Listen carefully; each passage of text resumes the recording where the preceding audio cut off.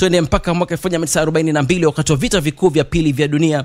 Leo vikosi vya nchi ya Japan, vikosi vya majini vilifanya mashambulizi makubwa kabisa kwenye miji ya Sydney pamoja na Newcastle nchini Uingereza, ambako sio nchini Uingereza ila ni Sydney na Newcastle ambayo yote yapo Australia. Na akapelekea vifo vya watu wengi kweli kweli. Wakati huo Mjapani alikuwa anawachapa sana watu. Sasa hivi katulia hana matatizo na mtu yoyote kama hiyo. Lakini sio tu hivyo, kuna kesi ambayo ilikuwa inafanyika leo hii nchini Marekani mwaka 1953, wakati huo ubaguzi wa rangi umechachama kweli kweli. Sasa leo hii mahakama kuu nchini Marekani ilitoa hukumu ya kesi ambayo ilikuwa imefunguliwa na John R. Thompson, ambayo hii ilikuwa ni kesi jamaa alikuwa anaomba kwamba wale watu ambao kwenye jamii ya watu weusi wanaheshimika basi wapewe fursa ya kuweza kupata huduma kwenye migahawa mbalimbali ambayo kimsingi wakati huo ilikuwa inabagua. Migahawa ilikuwa inahudumia watu weupe peke yake,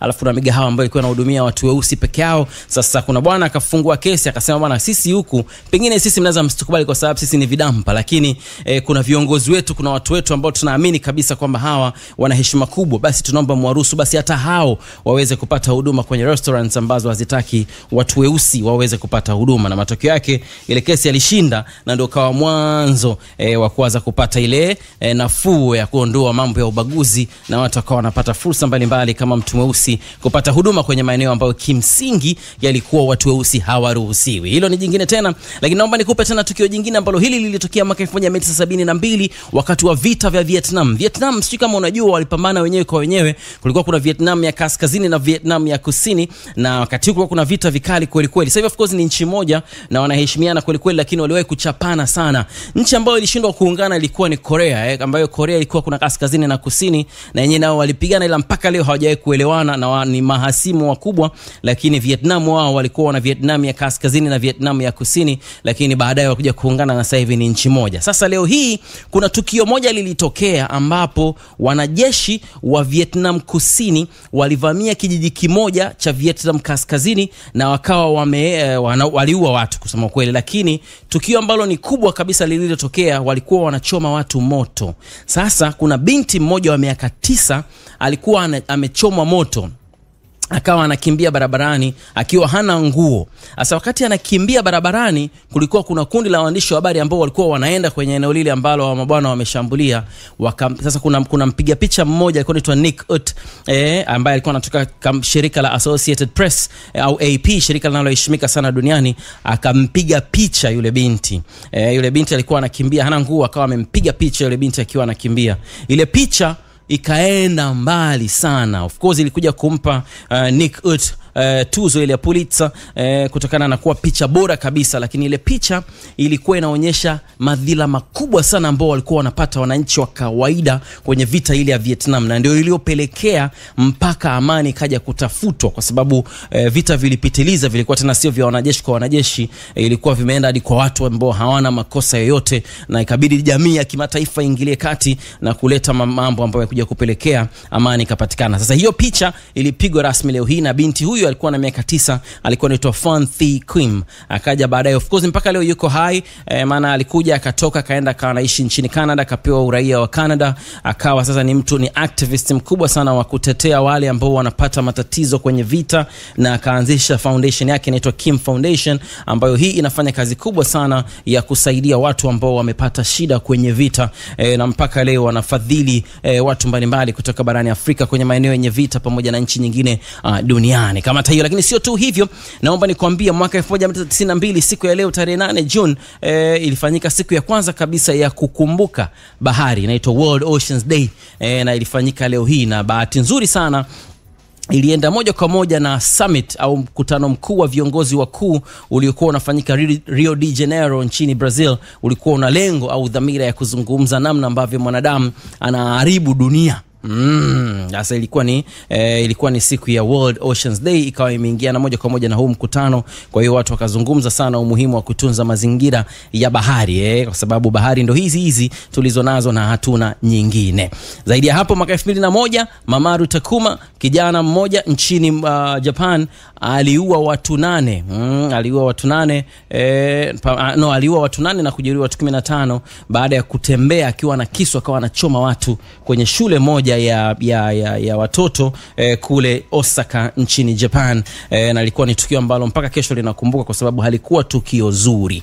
Kama ulikuwa hujui, basi leo hii ni siku ya kukumbuka na kuadhimisha na kukumbuka uwepo wa uvimbe, ugonjwa au matatizo ya uvimbe kwenye ubongo, World Brain Tumor Day. Kwa hiyo leo hii tunakumbushana kuhusu tumors mbalimbali zilizokuwa kwenye ubongo. Baadaye kama atafanikiwa kuja, kuna daktari tumemwalika, ingawa kidogo hajakonfirm mpaka sasa, lakini akiweza kuja basi tutakuja kuzungumza kuhusu brain tumor. Lakini kama sio, mimi naweza ngakupitisha pia kidogo. Lakini sio tu hivyo, pia leo ndo siku ya World Oceans Day ambapo tunakumbuka pia umuhimu wa bahari na kuzitunza. Na sasa hivi kuliko wakati mwingine wowote bahari haitunzwi, bahari inachafuka kweli.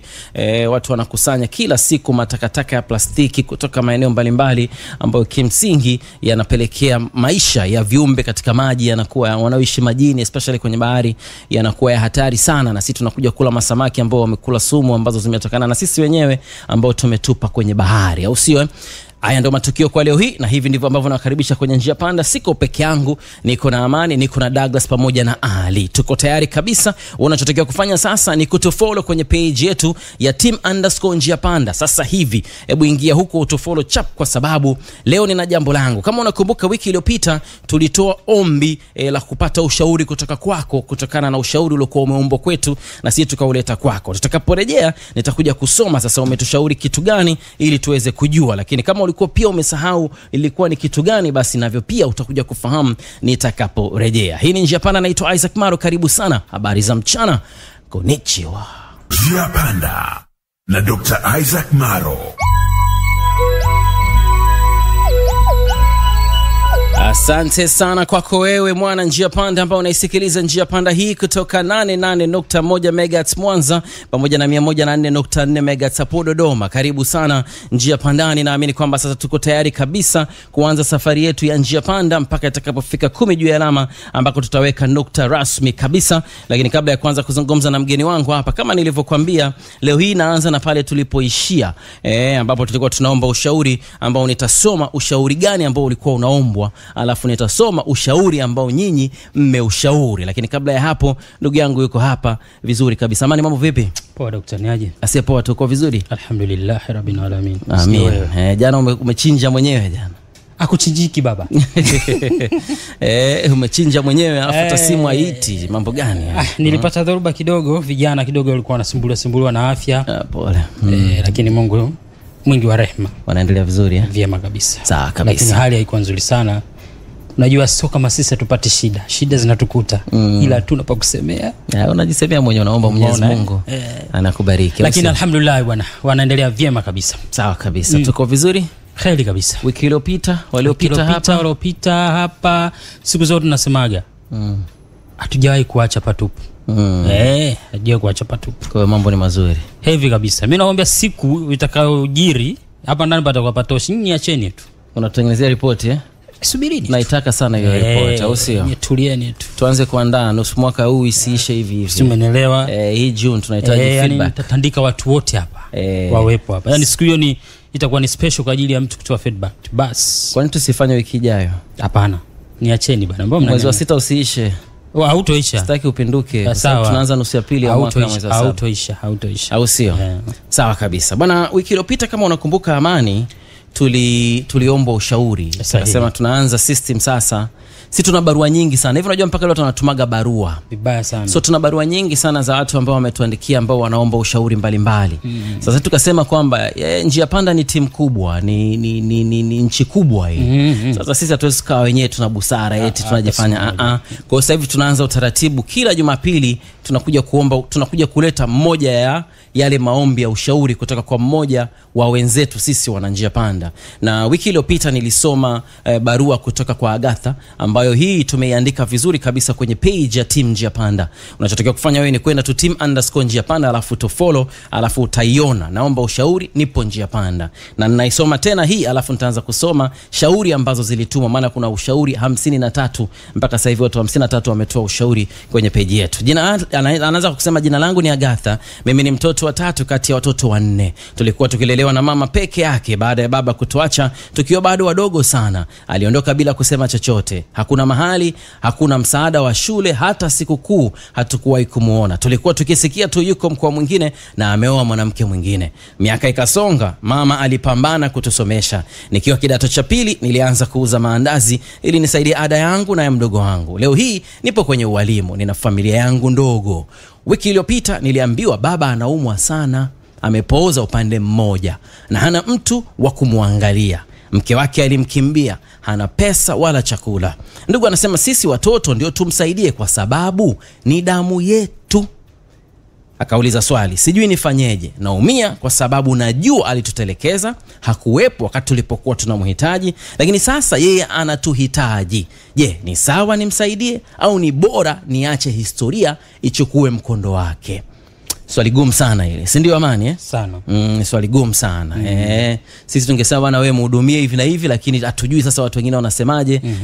Lakini tukasema basi tuwaulize ndugu zetu wana Njia Panda, Team Njia Panda, watu waambie. Na hapa ninavyoongea hii ni swali kwa wiki iliyopita, kwa hiyo tumepata maoni mengi sana. Isaac J Mremi kutoka 88.1 MHz Arusha anasema kwa mazingira ya kawaida mtu anaweza kuona ni story tu, lakini hili jambo likimfika mtu ndio ataelewa. Mdogo wangu Agatha, piga moyo konde, sahau maisha ya nyuma mliopitia kwa kukosa huduma ya baba. Usilipe ubaya kwa baba, mfanyie wema na Mwenyezi Mungu atakujalia mema zaidi. Kwa hiyo Isaac yana support, tunapiga kura usio? Yes. Kwa hiyo Isaac yana support wa kwanza. Alafu Emmanuel Lawa akaenda pale akawa anamwambia ni kweli bro unachomaanisha, lakini ifike mahali tufanye vice versa. Japo watu watajua ni roho mbaya, lakini lengo la wazazi kama hawa wajifunze. Emmanuel Lawa yeye anasema nope. Alafu Bid Africa akasema vice versa, hapana kaka, kama waovu wangeuawa wote kipindi cha mitume basi wema wasingepatikana. Inauma sana, dunia hii ni chumba cha mtihani.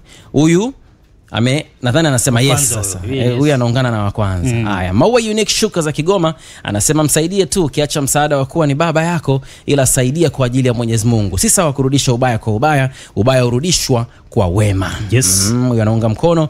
Fundi Hamisi Fumigebuka kutoka Kigoma Mr. pale Mr. Fashion anasema kwa mimi wapi kwanza, kama ulichokiongea ni sahihi kwa asilimia zote, basi na shauri achana naye. Fundi Hamisi Fumigebuka anasema tuachane naye. Mdogo wangu Mrisho Mitindo OG kwanza mdogo wangu hujaniletea track zangu mpaka leo na kucheki na jinsi zangu na t-shirt zangu. Huyu ananisupplyga vitu hatari.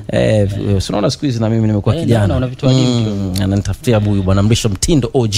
Sasa Mrisho Mitindo anasema Mungu anasema samehe 7 mara 70. Nacho mshauri amsamehe tu babake, amsaidie, Mungu ndio atamzidishia zaidi. Yes. Iliasa Designer anasema kutoka Gongo la Mboto anasema yeye yuko huyu anasema tu niko Njia Panda. Joseph Mpalinzi anasema historia ichukue mkondo wake. Huyu kakaza. Emma Ernest 9288.1 RCT anasema Agatha, sahau yote yaliyopita, msaidie baba yako pamoja na yote aliyofanya, samehe 7 mara 70. Sheikan Safekan kutoka Kagera Bukoba, all the way kutoka Bukoba 104.1. Yeye anasema bwana hapa msamehe, si ndio Saivo TZ, pole kwa changamoto ndugu, ushauri wangu tumeachiwa amri kuu ya upendo, samehe na msaidie baba please, ila kisasi mwachie tu Mwenyezi Mungu atafanya. Hamed G Team Njia Panda kutoka 88.1 Arusha anasema mimi naona tu amsaidie baba, asilipize ubaya, uwezi badilisha ukoo kwa changamoto ulizopitia. Eric G anasema kiukweli ukisoma story ya Agatha inagusa, kutokana na story ya maisha yake kweli inaumiza, lakini kuna msemo unasema tenda wema nenda zako. Mimi kwa upande wangu namshauri Agatha achane na yaliyopita, amsaidie kama wahitaji wengine wanaohitaji msaada. Mwisho nimalize na kitabu cha Mathayo 6:14 mpaka 5 inasema kwa maana mkiwasamehe watu makosa yao na baba yenu wa mbinguni watawasamehe ninyi, si ndio Pelius Domika anasema kutokea Uyole kule Mbeya anasema niko tayari kabisa pembezoni mwa redio. Huyu hakuunga mkono chochote. Alafu Mzirai Hanifa anasema msaidie tu yaishe, ila wanaume yani kamalizia na ujumbe wake mwingine ana lake ana jambo lake Hanifa hebu tuandikie wanaume kufaa dini maana inaonekana kama unatamani useme jambo atatiririka huyo atiririke nitasoma tu ujumbe wake baadaye I am Abby anasema kila mtu anahitaji nafasi ya pili kwenye maisha ndio maana kuna magereza ile ni nafasi ya pili kuweza kurekebisha makosa ya mtu msaidie baba kwani ni baba yako na hata tokea baba mwingine nasikiliza njia panda nikiwa Iringa mjini si ndio Kuna mtu anaitwa Good Chualo, usifika kumbona nini maishani mwake. Anakuambia muache afie mbele ya safari. Mega Magi Silayo na mshauri amsamee baba yake maana yule ni mzazi wake na baba ni mmoja tu hawezi kumpata mwingine. Emily Muhogi anasema wewe msaidie asiyetenda wema uende zako wewe msaidie babako mzazi hilo ni funzo. Dadisia wa kwanza anasema ni kweli naumiza na ni ngumu mtu kuvaa viatu vyako ila fahamu uhalisia wa changamoto inavyokufika kuondoka huchukua muda. Jiulize je nilishamsamee baba na kama bado jitahidi ufanye hivyo omba toba. Kisha omba uwe na ujasiri na ukienda usiende peke yako kama una mtu wa karibu ni vyema kumshirikisha pia na baada ya hapo ukienda na baba ukiweza kutambua msaidie bila kujali amini unafanya kwa ajili ya Mungu. Iruhusu akili ifanye kazi zaidi kuliko hisia.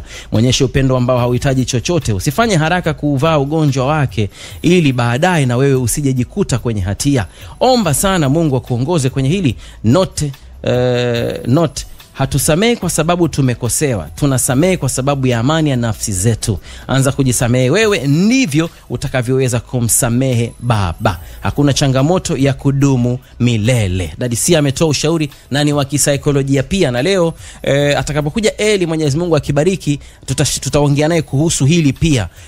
Kuhusu jambo la kusamehe na menginevyo afu tumsikiliza na tumaji kuhusu energy. Hii itakuwa baadaye wakati ule wa Afrocom. Lakini sio tu hivyo ADG Natural Resources anasema nyongeza pia kama anaweza afuatilie masomo ya Dr. Eli VD Chomoza TV sehemu ya 85 na 87 kati ya hizo kuna anavyoeleza dokta kwa mtu mwenye situation ya kuachwa na mzazi kama hivyo anaweza kuponaje na mzazi kusimama naye vipi na mwisho wa siku ni kushinda ubaya kwa wema. Ajitahidi kuzifuatilia hizo sehemu zitamsaidia sana. Amani ameondoka hapa anahesabu tena kura ameamua kuondoka. Nikiwaambeni na watu wanaonipa pressure hapa msikia Amani kaondoka wakati alikuwa anahesabu kura. Haya, hii ni kura ya yes nyingine. Yohana Magandi anasema naomba umsamehe na umsaidie kwa moyo wote. Tukumbuke Mungu anasamehe kwa maana mkiwasamehe watu makosa yao na baba yenu wa mbinguni atawasamehe. Hizi ni kura mbili za kukubali. Kwa hiyo ziunge mkono.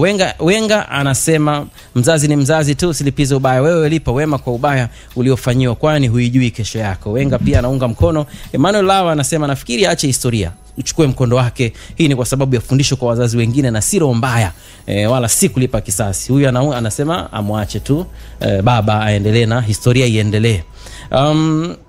Rosemary RM anasema kwa mimi na shauri huyo dada aachane na huyo baba yake. Historia ichukue mkondo wake. Hao ndugu wanaomwambia msaidie ni daku yao. Hata wao wanaweza kumsaidia. Halafu je ndugu zake huyo baba yake wako wapi? Na mama yake alivyotelekezwa na akaenda kuoa mke mwingine. Ndugu si walikuwa wanajua? Na kuwasiliana naye aachane naye asitoe msaada. Kwa hiyo Rosemary anasema aachane naye. Hakuna mtu mkamilifu. Huyu anasema Momari 10. Kila mtu ana makosa. That's why Mwenyezi Mungu alitufungulia milango wa kutubia. Siku zote msamaha humponya mtu kwa maradhi ya moyo, chuki na simanzi. Hivyo basi ni heri umpate nafasi ya msamaha baba yako. Huenda Mwenyezi Mungu akakufungulia njia neema na baraka zaidi na ukaishi kwa amani na upendo maana chuki sio solution na matatizo tunayopitia my dear. Bado zinaendelea na kuja kusoma baadaye. Ila mpaka sasa naona msamaha umeshika kasi ndio tutakuja kusoma zile jumbe zilizokuwa zimebaki pamoja na mpya ambayo nataka uniandikie. Kama tulivyosema ushauri unaombwa. Agatha naomba mshauri kwa sababu alitelekezwa na baba wakiwa wadogo wamepata tabu sana kwenye kukua. Sasa wamekuwa wakubwa baba naye imekuja zamu yake anaumwa. Sasa wanaambiwa msaidie anasema wana mimi sasa nataka ushauri. Kwa hiyo baadaye atakapokuja Eli tutakuja mwalimu wetu Eli hapa tutakuja kuzungumza naye kuhusu hili naye atuambie kwa mtazamo wake kisaikolojia inakuaje. Si ndio Yes, lakini wewe unaweza kutufollow team Njapanda _Njapanda do that now. Alafu tupa ujumbe wako hapo alafu sisi baadaye tutakuja kusoma. Kwa sasa hivi nadhani Amani ameniruhusu niweze kuanza kuzungumza na mgeni wetu mpya kabisa ambaye yeye amekwisha kaa hapa tayari kwa mazungumzo yetu. Habari yako dadangu? Salama tu. Mzima wewe? Mzima. Karibu sana Clouds. Asante. Safi kabisa, safi kabisa. Umekula leo? Nimekula. Basi ongeza sauti. Kumbe una nguvu. Nilijua ujala sasa nikajua nikasema hapa ninaweza nikaa najiingiza kwenye kamtego. Kwa sababu Amani hajakununulia chakula. Sisi haunipi zile hela. Sijakupa muda mrefu. Sana. Nataka kama 4 hivi. Wiki ya pili tu. Mimi nataka ujitegemee. Karibu sana. Karibu sana Njia Panda. Safi, unaitwa nani rafiki yangu? Naitwa Emilia Steven Ndunguru. Emilian Steven Ndunguru. Ndunguru ni Songea hiyo Mule yani. Bombi, nyumbi bombi. Sawa kabisa. Karibu sana Njia Panda. Kwa Dar es Salaam unatokea wapi? Kwa Dar es Salaam natokea hospitali ya Mloganzila Muhimbili. Kwa hiyo Dar es Salaam huishi kabisa? Ndio. Ulikuja Dar kwa ajili ya matibabu? Nimekuja kwa ajili ya matibabu ya mwanangu. Yuko wapi? Huyo hapa. Ndio alokaa kwenye kiti hapo. Ndio. Sawa kabisa. Kwa hiyo maisha yako unaishi wapi? Maisha yangu naishi hapo hospitalini. Sasa hivi. Kwani mtoto ameanza kuumwa tangu? Sasa hivi ndio unaishi hospitali. Yani maisha yako kabla ya hapo, kabla ya kuja hospitali ulikuwa unaishi wapi? Kabla ya kuja hospitali nilikuwa naishi Songea. Kwa hiyo ndio shughuli zako unazifanyia Songea? Ndio. Na unafanya shughuli gani ulikuwa? Ni mkulima. Unalima nini? Mahindi. Okay. Na ndio kazi ambayo umekuwa unaifanya miaka yote? Ninalima mahindi. Sawa. Una watoto zaidi ya huyu? Na watoto 2. Huyu ni wangapi?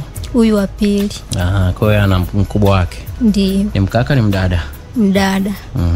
Yeye umekuja naye pia? Yupo. Ndio. Yuko wapi? Ndio huyo hapa. Kwa hiyo umekuja, kwa hiyo familia nzima mko hapa? Ndio. Baba? Hayupo kwa kweli. Hayuko kwa kweli kumaanisha nini? Ni hayupo. Sasa unajua jawabu unalopata? Njia Panda na Dr. Isaac. Nishaelewa hiyo Njia Panda hiyo nyingine. Sawa kabisa. Naam, sasa mtoto anaitwa nani? Mtoto anaitwa Miriam Steven Ndunguru. Na ni kitu gani hasa sasa ambacho ndio kimepelekea mkamleta ukaja naye hapa Dar es Salaam? Kitu kilichotupelekea ni matatizo ya ugonjwa wa figo. Ana tatizo la figo. Ana tatizo la figo. Figo zake zote 2 hazifanyi kazi. Na tatizo lilianzaje? Hebu tukumbushe alianza vipi? Tatizo lilianza mwezi wa kwanza mwaka huu. Ndio. Ilikuwa akawa anaongea, mama miguu inaniuma, inakakamaa, inaishiwa nguvu. Akiongea wiki hii anakaa, baada ya wiki 2 ataongea tena. Nilikuwa nampa Panado mara moja sana, nikawa namkanda na maji.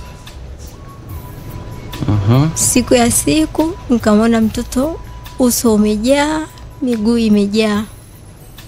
Nilipompeleka kwa daktari alimwangalia na kumpima, akagundua kwa mtoto figo zake zote 2 hazifanyi kazi. Hapo ilikuwa ni Songea sasa. Hapo ilikuwa Songea. Baada ya hapo akawa anatibiwa hospitali ya Peramio, tukapewa rufaa ya kuja Mloganzila Muhimbili.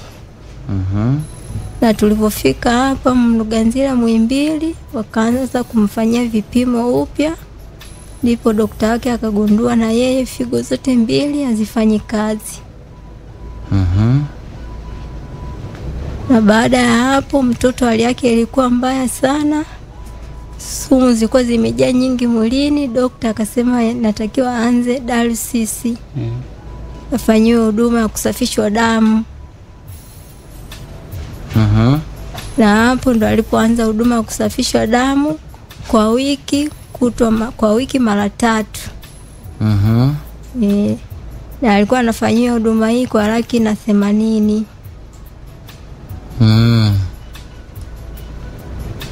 Ameenda na hiyo huduma hii kutokana na hali yangu ni mbaya ya kifedha. Siku nyingine nikawa anaenda kwa wiki mara 1, hali ya mgonjwa ikawa mbaya. Daktari akawa ananielekeza, jitahidi sana mtoto huyu uweze kumleta kwa wiki mara 3, maana ni sumu ni nyingi zipo mwilini, sumu ni nyingi. Kwa kweli uwezo wangu ni mdogo wa gharama hizo za matibabu ya kumsafisha damu. Kwa hiyo tumeenda, anakawa anaendelea na huduma hiyo hiyo ya dialysis. Baada ya hapo kaelekezwa mtoto huyu inatakiwa apandikiziwe figo. Kwa sababu ya umri wake ni mdogo, ana miaka 15, hawezi kuishi kwa njia ya dialysis tu, inatakiwa apandikiziwe figo. Kwa hiyo daktari akawa amenielekeza, nikamwambia daktari, mimi nipo tayari kwa ajili ya utoaji wa mwenyewe wa figo kumtolea mwanangu, lakini gharama ya vipimo ya hiyo hela sina. Na hata hivi napata tena changamoto tena hela ya dialysis kwa wiki mara 3. Kwa hiyo nakuwa nakosa hela ya dialysis na hata hela ya vipimo kwa ajili ya upandikizaji wa figo sina. Pole sana.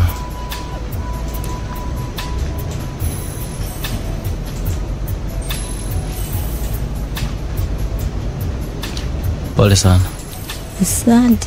Sawa, sasa leo umepata fursa, sasa umekuja njia panda. Kwanza ujambo? Marhaba. Unaitwa nani? Miriam. Nani? Miriam. Haya, sogea kwenye mic. Unaitwa Miriam. Sawa. Unajisikiaje? Najisikia vizuri. Hebu tuambie, tatizo lilivyoanza ulikuwa unajisikiaje? Hebu tueleze ulichokuwa unajisikia wewe. Tatizo lilivyoanza nilikuwa najisikia miguu inauma na nilikuwa natapika, tumbo lilikuwa linauma. Pole. Asante. Sawa. Sasa kwa hiyo sasa hivi unafanywa ile huduma ya kusafishwa damu. Ndio. Unafanya mara ngapi kwa wiki? Mara 3. Aha. Ambazo hizo unafanyia pale Mloganzila, si ndio? Ndio. Unajisikiaje sasa? Ukilinganisha na kabla hujaanza kufanyia usafishaji? Najisikia vizuri. Unajisikia vizuri eh? Pole sana. Kwa hiyo unahitajika kupatiwa figo. Ndio. Sawa, mama. Walikuambia kwamba siku hizi pia hizo operations za kubadilisha figo zinafanyika hapa eh? Ndio, zinafanyika hapa. Kwa hiyo mimi nilikuwa naomba Tanzania wenzangu waweze kunisaidia ili niweze kumtolea mwanangu figo, ili niweze nikafanye vipimo, niweze kumtolea mwanangu figo. Chonde na waombeni wa Tanzania wenzangu. Gharama hizi ni kubwa, natakiwa hela kama milioni 5 kwa ajili ya vipimo. Na kwa njia tena ya dialysis anasafishwa kutwa mara 3. Nilikuwa naomba Tanzania wenzangu, naombeni mnisaidie, sina uwezo. Natamani niokoe maisha ya mwanangu lakini nashindwa. Naombeni wa Tanzania mnisaidie. Figo zote mbili hazifanyi kazi na kwa wiki anaenda dialysis mara 3. Mnisaidie Tanzania wenzangu, niokoe maisha ya mwanangu aweze kurudi shuleni. Maana mwaka huu ilibidi aingie form 2, ameshindwa kwa sababu ya maradhi. Pole. Sasa ukilia na mtoto atafanyaje sasa?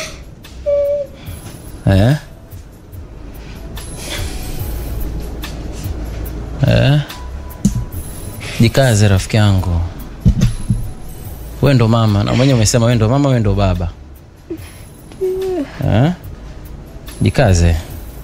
No crying. Hamna kulia. Ndio.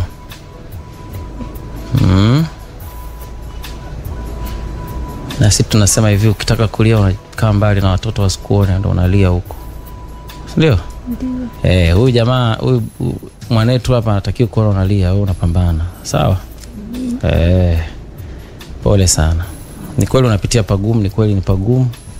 Lakini tufanyaje au sio amani, sio Natakiwa tuwe brave. Sababu yeye ndo mama ndo baba. Kwa lazima pambane. Sawa. Kwa hiyo wewe uko tayari kutoa figo? Ndiyo, niko tayari. Lakini ili uweze kulitoa figo ni muhimu, kuna vipimo lazima vifanyike. Naomba zile karatasi. Na hivi vipimo huwa ni kwa ajili ya kitu kinachoitwa matching. Wanaangalia kama figo ya mama inaweza ikapokewa kirafiki na mwili wa mtoto. Yaani hivi vipimo ni muhimu na vinafanyika duniani kote, lazima vifanyike. Uwezo kumbadilishia mtu figo bila kufanya vipimo vya kujua kama figo husika linaweza kuleta matokeo ambayo yatakuwa ni chanya kwenye mwili wa mtoto. Kwa sababu ukimpatia figo ambalo sio match, yani figo ambalo si rafiki kwa mwili wa bwana anayepokea, then mwili wa anayepokea unapiga lile figo kwa sababu unatambua kama ni adui ameingia. Unajua mwili wetu sisi tuna walinzi na hao walinzi kazi yao ni kutambua adui anapoingia. Kwa hiyo vipimo hivi vinavyofanyika ni kuangalia kama figo lako wewe likienda kwenye mwili wa mtoto huyu halitotambuliwa kama adui. Kwa sababu kutambuliwa kama adui maana yake ni kwamba ukiwekewa basi litashambulia figo, kwa hiyo utakuwa umetoa figo na huyu amepokea figo, lakini figo yenyewe haiwezi kufanya nini, na inaweza kuleta madhara makubwa. Kwa hiyo ni vipimo muhimu kweli kweli. Na gharama yake wamesema ni kiasi gani? Wamesema milioni 5. Kwa hiyo unatafuta milioni 5 na zaidi, si ndio? Ndiyo. Sawa. Sasa hivi ninavyozungumza Watanzania wanakusikiliza kwa wingi wao. Naomba uzungumze nao, uombe wa kusaidia. Ndiyo. Karibu. Asante. Naombeni Watanzania wenzangu muweze kunisaidia vipimo nilivyoambiwa niweze kupima ili niweze kumtolea mtoto wangu figo. Chonde, naombeni sana Watanzania wenzangu muweze kunisaidia. Natamani niokoe maisha ya mwanangu lakini uwezo sina. Naombeni mnisaidie Watanzania wenzangu. Sawa. Viongozi wote, mawaziri wote, wasanii wote, naombeni mnisaidie, sina uwezo. Sawa. Kwa mtu anataka kusaidia na kupata kwa namba zipi? Ananipata kwa namba 0757244682. Rudia tena. 0757284682. Nazirudia. 0757284682. Narudia. 0757284682. Kwa mtu ambaye anatuma chochote anakutana na jina gani? Anakutana na jina Emilia Steven Ndunguru.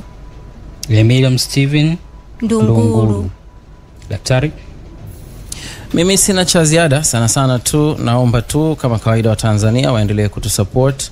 Mama anahitaji milioni 5 na zaidi. Of course ni hela nyingi kwake, lakini kwa sisi kama taifa sio nyingi. Kama kila mmoja akituma chochote kitu, una 1000 ukituma, 2000 ukituma, 3000 ukituma, 4000 ukituma, 5000 ukituma, basi itafika. Na mimi ninaomba mpira nikurudishie kwako wewe na ufanye vile ambavyo unafanya. Una sadaka yako, basi unaweza kaituma ili mama aweze kufanya vipimo hivyo na aweze kumfanyikiwa kumpatia mtoto wake figo, kama figo litakuwa limematch na anaweza kufanikisha hilo. Kwa hiyo mimi nakuomba sana uweze kumpigia simu na kuwasiliana naye sasa hivi anapotoka hapo nje kwa ajili ya kusikiliza simu yako na kuangalia na kupokea muamala ambao utakuwa umeutuma. Si ndio Amani?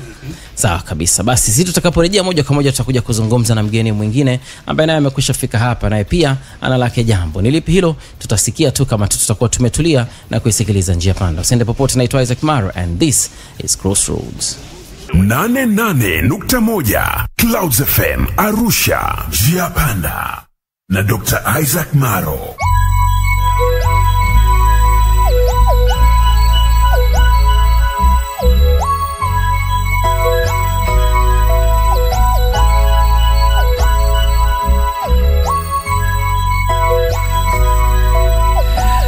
Asante sana kwenu nyote wana Gen Z ambao mnaisikiliza Njia Panda kutoka 88.4 kule Mbeya. Karibuni sana Njia Pandani. Mimi naitwa Isaac Maro na ndio ninawakaribisha hivi tukiwa tayari kuelekea 10 juu ya alama.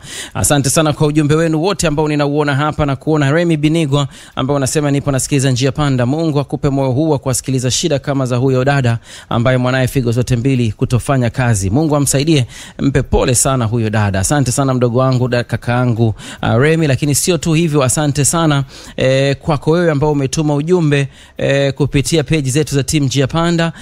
Karibu sana sana sana sana kwenye page yetu ya Team Njia Panda. Kama hujaifollow, do that now, kwa sababu huko ndio ambapo tunafanya mambo yetu ya Njia Panda. Ukitaka kufahamu yanayoendelea Njia Panda, basi follow page ya Team_Njia Panda, alafu sisi tutasoma ujumbe wenu. Naona ujumbe mnaendelea kujibu na kutoa ushauri. Nikirudi nitakuja tu kusoma ujumbe wenu baadaye.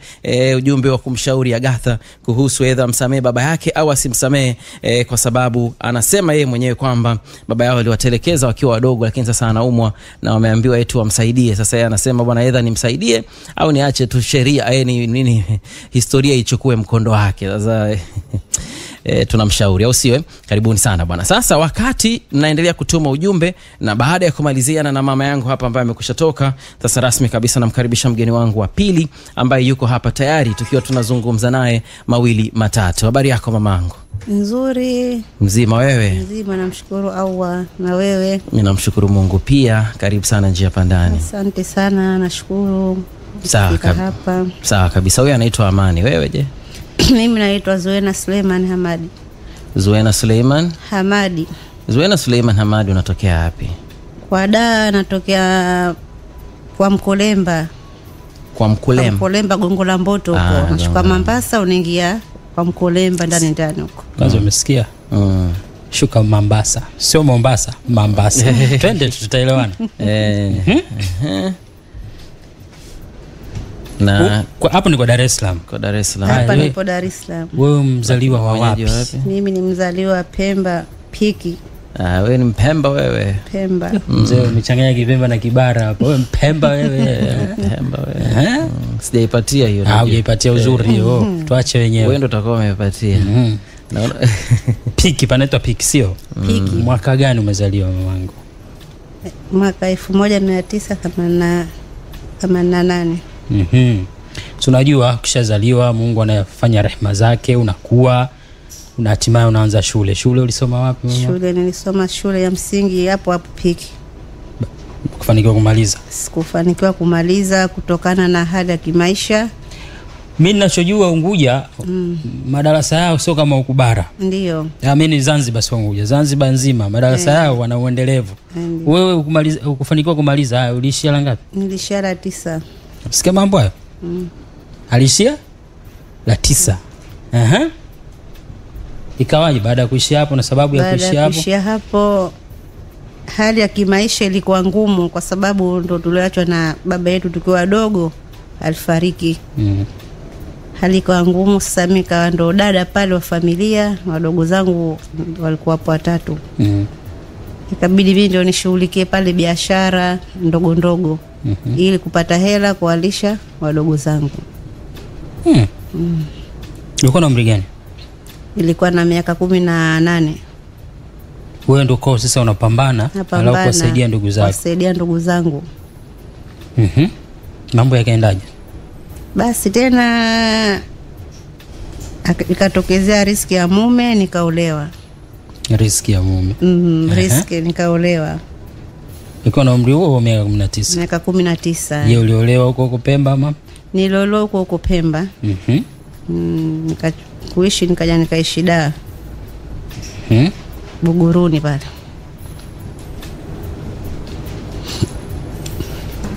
Endelea, tusitosika kusikiliza. Nikaishi Buguruni. Nilikuwa kwenye nyumba ya ndugu wa mume wangu. Bahati nzuri Mwenyezi Mungu atufanywe wepesi na sisi tukanunua kiwanja chetu tukajenga Gongo la Mboto. Nikaishi na mume wangu mpaka nikapata watoto 6. Watoto 6. Maro una watoto ngapi? Tuende mbele ndio safari. Una watoto ngapi? 4. 4. Wewe umezaliwa mwaka gani? 1986. Wewe unataka kuniambia nini? Ilizee babu alafu na watoto Wewe je? Nilijua tu. Mimi nimezaliwa mwaka 1999.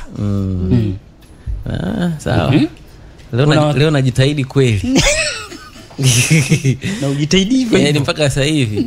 Jitahidi hivyo. Uwanja wangu. Leo kwako leo. Mungu akajalia watoto 6. Mtoto wako wa kwanza ana umri gani? Mtoto wangu wa kwanza ana miaka 19. Mbona sasa hivi uko form 4. Picha linaanza. Wa pili? Wa pili ana miaka 17. Na watatu? Watatu ana miaka 15 sasa hivi. Wanne?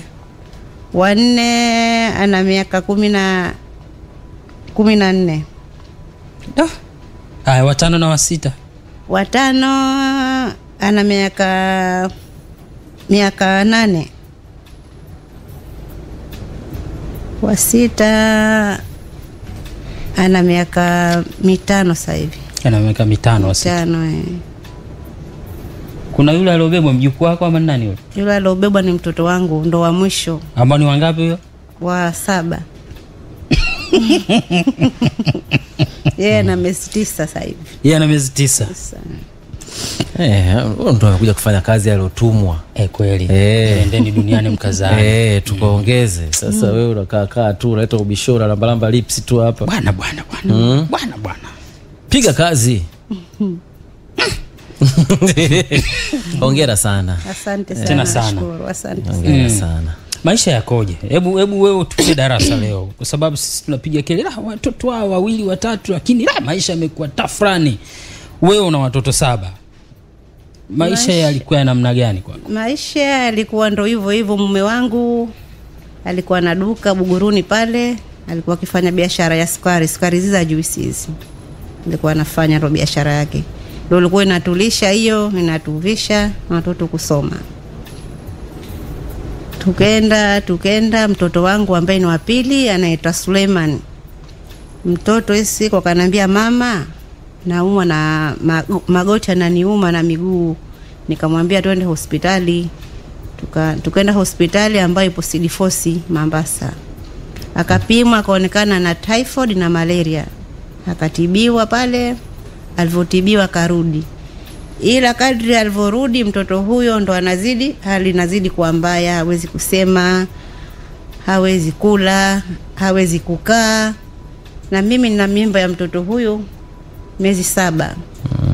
Na baba yake anatoka asubuhi anaenda kazini, kwa hiyo pale akiondoka na niachia mimi yule mtoto. Mtoto si mdogo, nimnyanyue mie, nimshughulikie mimi mwenyewe, kila kitu mimi mwenyewe. Mama yangu ambaye ndio yupo Zanzibar akanipigia simu akaniambia, mwanangu, njoo zako nyumbani, hapa watu ni wengi, watakusaidia, hali yako ulikuwa na mjamzito. Basi mimi nilikuwa sina nauli, nikabidi niwaambie ndugu zangu wakachanga, wakaja kaiona hali ya mtoto ni mbaya kweli. Ikabidi pale nikatwe ticket ya boti ya moja kwa moja mpaka Pemba. Nikafika Pemba nikapokewa pale vizuri. Huku nimemwacha mume wangu, nimewaacha na watoto pamoja na shangazi yao. Basi tukakaa pale, tulivyokaa pale ndugu wa mume wangu wakaja kumwangalia mtoto, wakasema huyu mtoto ana matatizo ya Kiswahili, ana jini, huyu itakuwa na kapewa jini. Kwa jini. Kwa hiyo tutaka tufanye tiba za humu. Pale kwa nikuvute baina yetu sie na baina ya upanda kwa mume. Mamangu akasema hapana, huyu mtoto kesho asubuhi ni hospitali. Wale wakasema tunakuja na mganga ajatibiwe. Basi mimi nikamwambia mama, ujue mtoto huyu ana pande mbili, ana kuumeni na kukeni. Hebu tuwaache kwanza wafanye wao wanavyojua. Basi wakaleta mganga wao, mtoto yule ikawa anatibiwa, anafushwa mafusho, majungu anafukizwa, lakini kadri siku inavyoenda mtoto ndo anazidi. Mamangu akasema kesho kwa vovote ni hospitali. Hiyo mtaalamu aliletwa siku ya Jumatano, akasema Alhamisi ni hospitali. Hapo ni siku ya pili. Tukiamka mtoto anazidi kuisha. Basi mamangu tukachukua bajaji, tukakodi bajaji mpaka hospitali ya Kinyasini. Mtoto akapelekwa hospitali ya Kinyasini, akapimwa vipimo pale. Wao walichogundua kwa sema hii inaonekana tatizo liko kwenye kichwa. Kwa hiyo hapo haraka wakachukua ambulance, wakaenda naye moja kwa moja mpaka mkoani. Mkoani mtoto akakaa ndani ya mwezi, akapimwa vipimo. Majibu yalikuwa hayajatoka bado. Majibu yakaja yakatoka, ama mtoto huyo ana tatizo kwenye kichwa. Mirija ya kichwa haisambazi maji. Haitoi maji. Maji hayasambai mwilini, yani imeziba. Kwa hiyo haraka sana mtoto huyu ifikapo saa 6 tuchukue boti twende naye Mnazi Mmoja Zanzibar. Mimi nilikuwa sina hela. Sina takianzio, nikabidi mama yangu apige mbio sasa kwa majirani azime hela ile patikane nauli ya dokta na nauli ya mjomba wake ambaye ndo alomsimamia tangu Kinyasini. Basi mtoto akapelekwa Zanzibar. Mtoto akaangaliwa Zanzibar kule, wakasema wakamtoa yale maji. Walivomtoa maji ikawa kidogo afadhali. Kwa maana ya Mnazi Mmoja, hospitali ya Mnazi Mmoja ikawa afadhali, ngalau anaweza kutembea maana kichwa kilikuwa kikubwa. Anatembea. Akafanywa ndani ya mwezi. Kwenye kama siku 2-3 mtoto kashaka sawa, akaambiwa itabidi wapewe ruhusa warudi kwanza nyumbani. Basi akapewa ruhusa arudi nyumbani. Ila narudi nyumbani, mimi moyo wangu ukawa hauna raha, hauna amani, hauna furaha. Mtoto wangu akashuka pale kwenye gari, akakumbatia watu wote, akawa anaulizwa, "Suleiman huyo ni nani?" Anasema, "Usi fulani huyo. Usi fulani." Watu wote pale wakafurahi, lakini mimi moyo wangu hauna amani wala hauna furaha. Mtoto wangu karudi, kala ukapata nafuu. Mtoto tukampokea, akaingia ndani pale, anatembea mwenyewe. Akakaribishwa pale, akakaa, lakini mimi moyo wangu haupo sawa.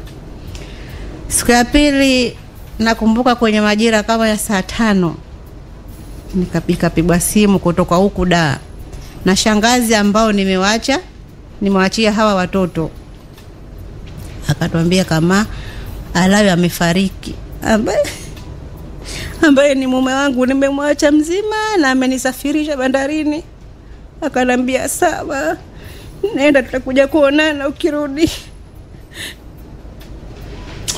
Napiga simu na mume wangu amefariki.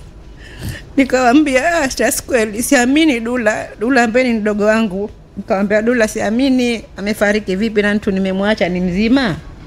Akanambia Dazu, shemege amefariki, subiri tumpigie simu huyu dada yake. Kupiga simu dada yake akamwambia Dula, ni kweli Alawi amefariki. Shida ni nini? Akaambia shida ni kichwa tu kimemuuma hafla, amefariki. Basi tukakaa pale. Tulivokaa pale watu kwa wanakuja, wanaingia akitoka. Tukasema sasa tuanze vipi mtoto huyu kumwambia, kwa sababu mtoto huyu hatakiwi apate mawazo wala hatakiwi apate changamoto yote.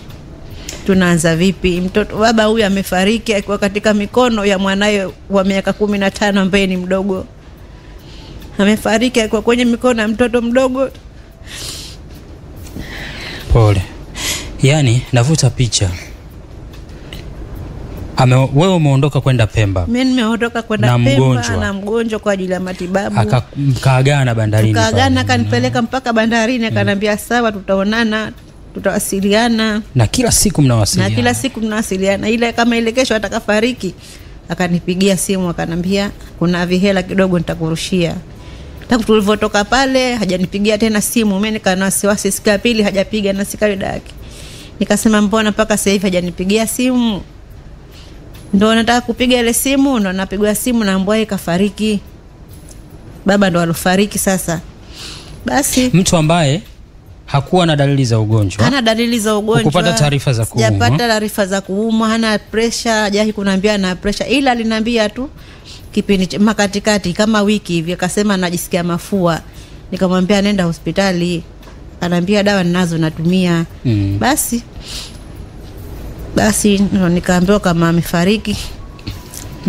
Mama yangu ndo akasema nitaanza vipi mtoto huyu mimi kumwambia, kwa sababu mtoto huyu hatakiwi apate mawazo, hatakiwi apate kitu chochote kinachomshitua. Basi tukakaa pale kwenye msiba, watu washaondoka, Ikabidi sasa mama yangu amkabili mtoto huyu amwambie, akamwambia Suleiman, kuna kitu nataka nikwambie jukuu wangu. Hapo kuna kitu nataka nikwambie. Tutakaporudi utakuja kutuambia sasa Suleiman aliambiwa nini na bibi yake, sawa? Suleiman aliambiwa na bibi yake, babako amefariki. Sawa kabisa. Basi tutakaporejea tutakuja kuongea zaidi, sawa Basi sawa. Haya, tulia hapo na hayo ambayo unataka uyaseme yaweke pause. Tunarejea sasa hivi, usiende popote. Hii ni Njia Panda all the way mpaka 10 juu ya alama.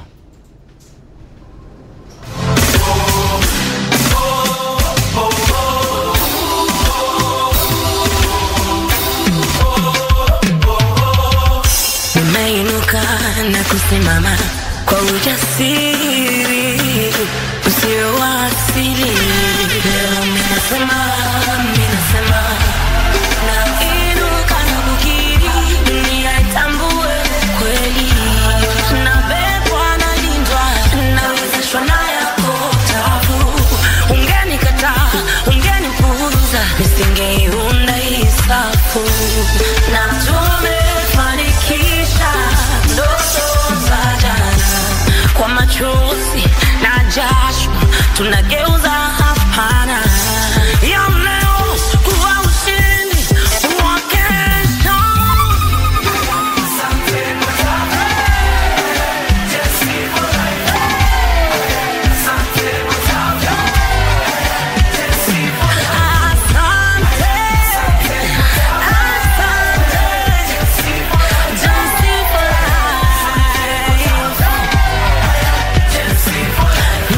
Asante kwa tafu. Asante kwa tafu. Just for life.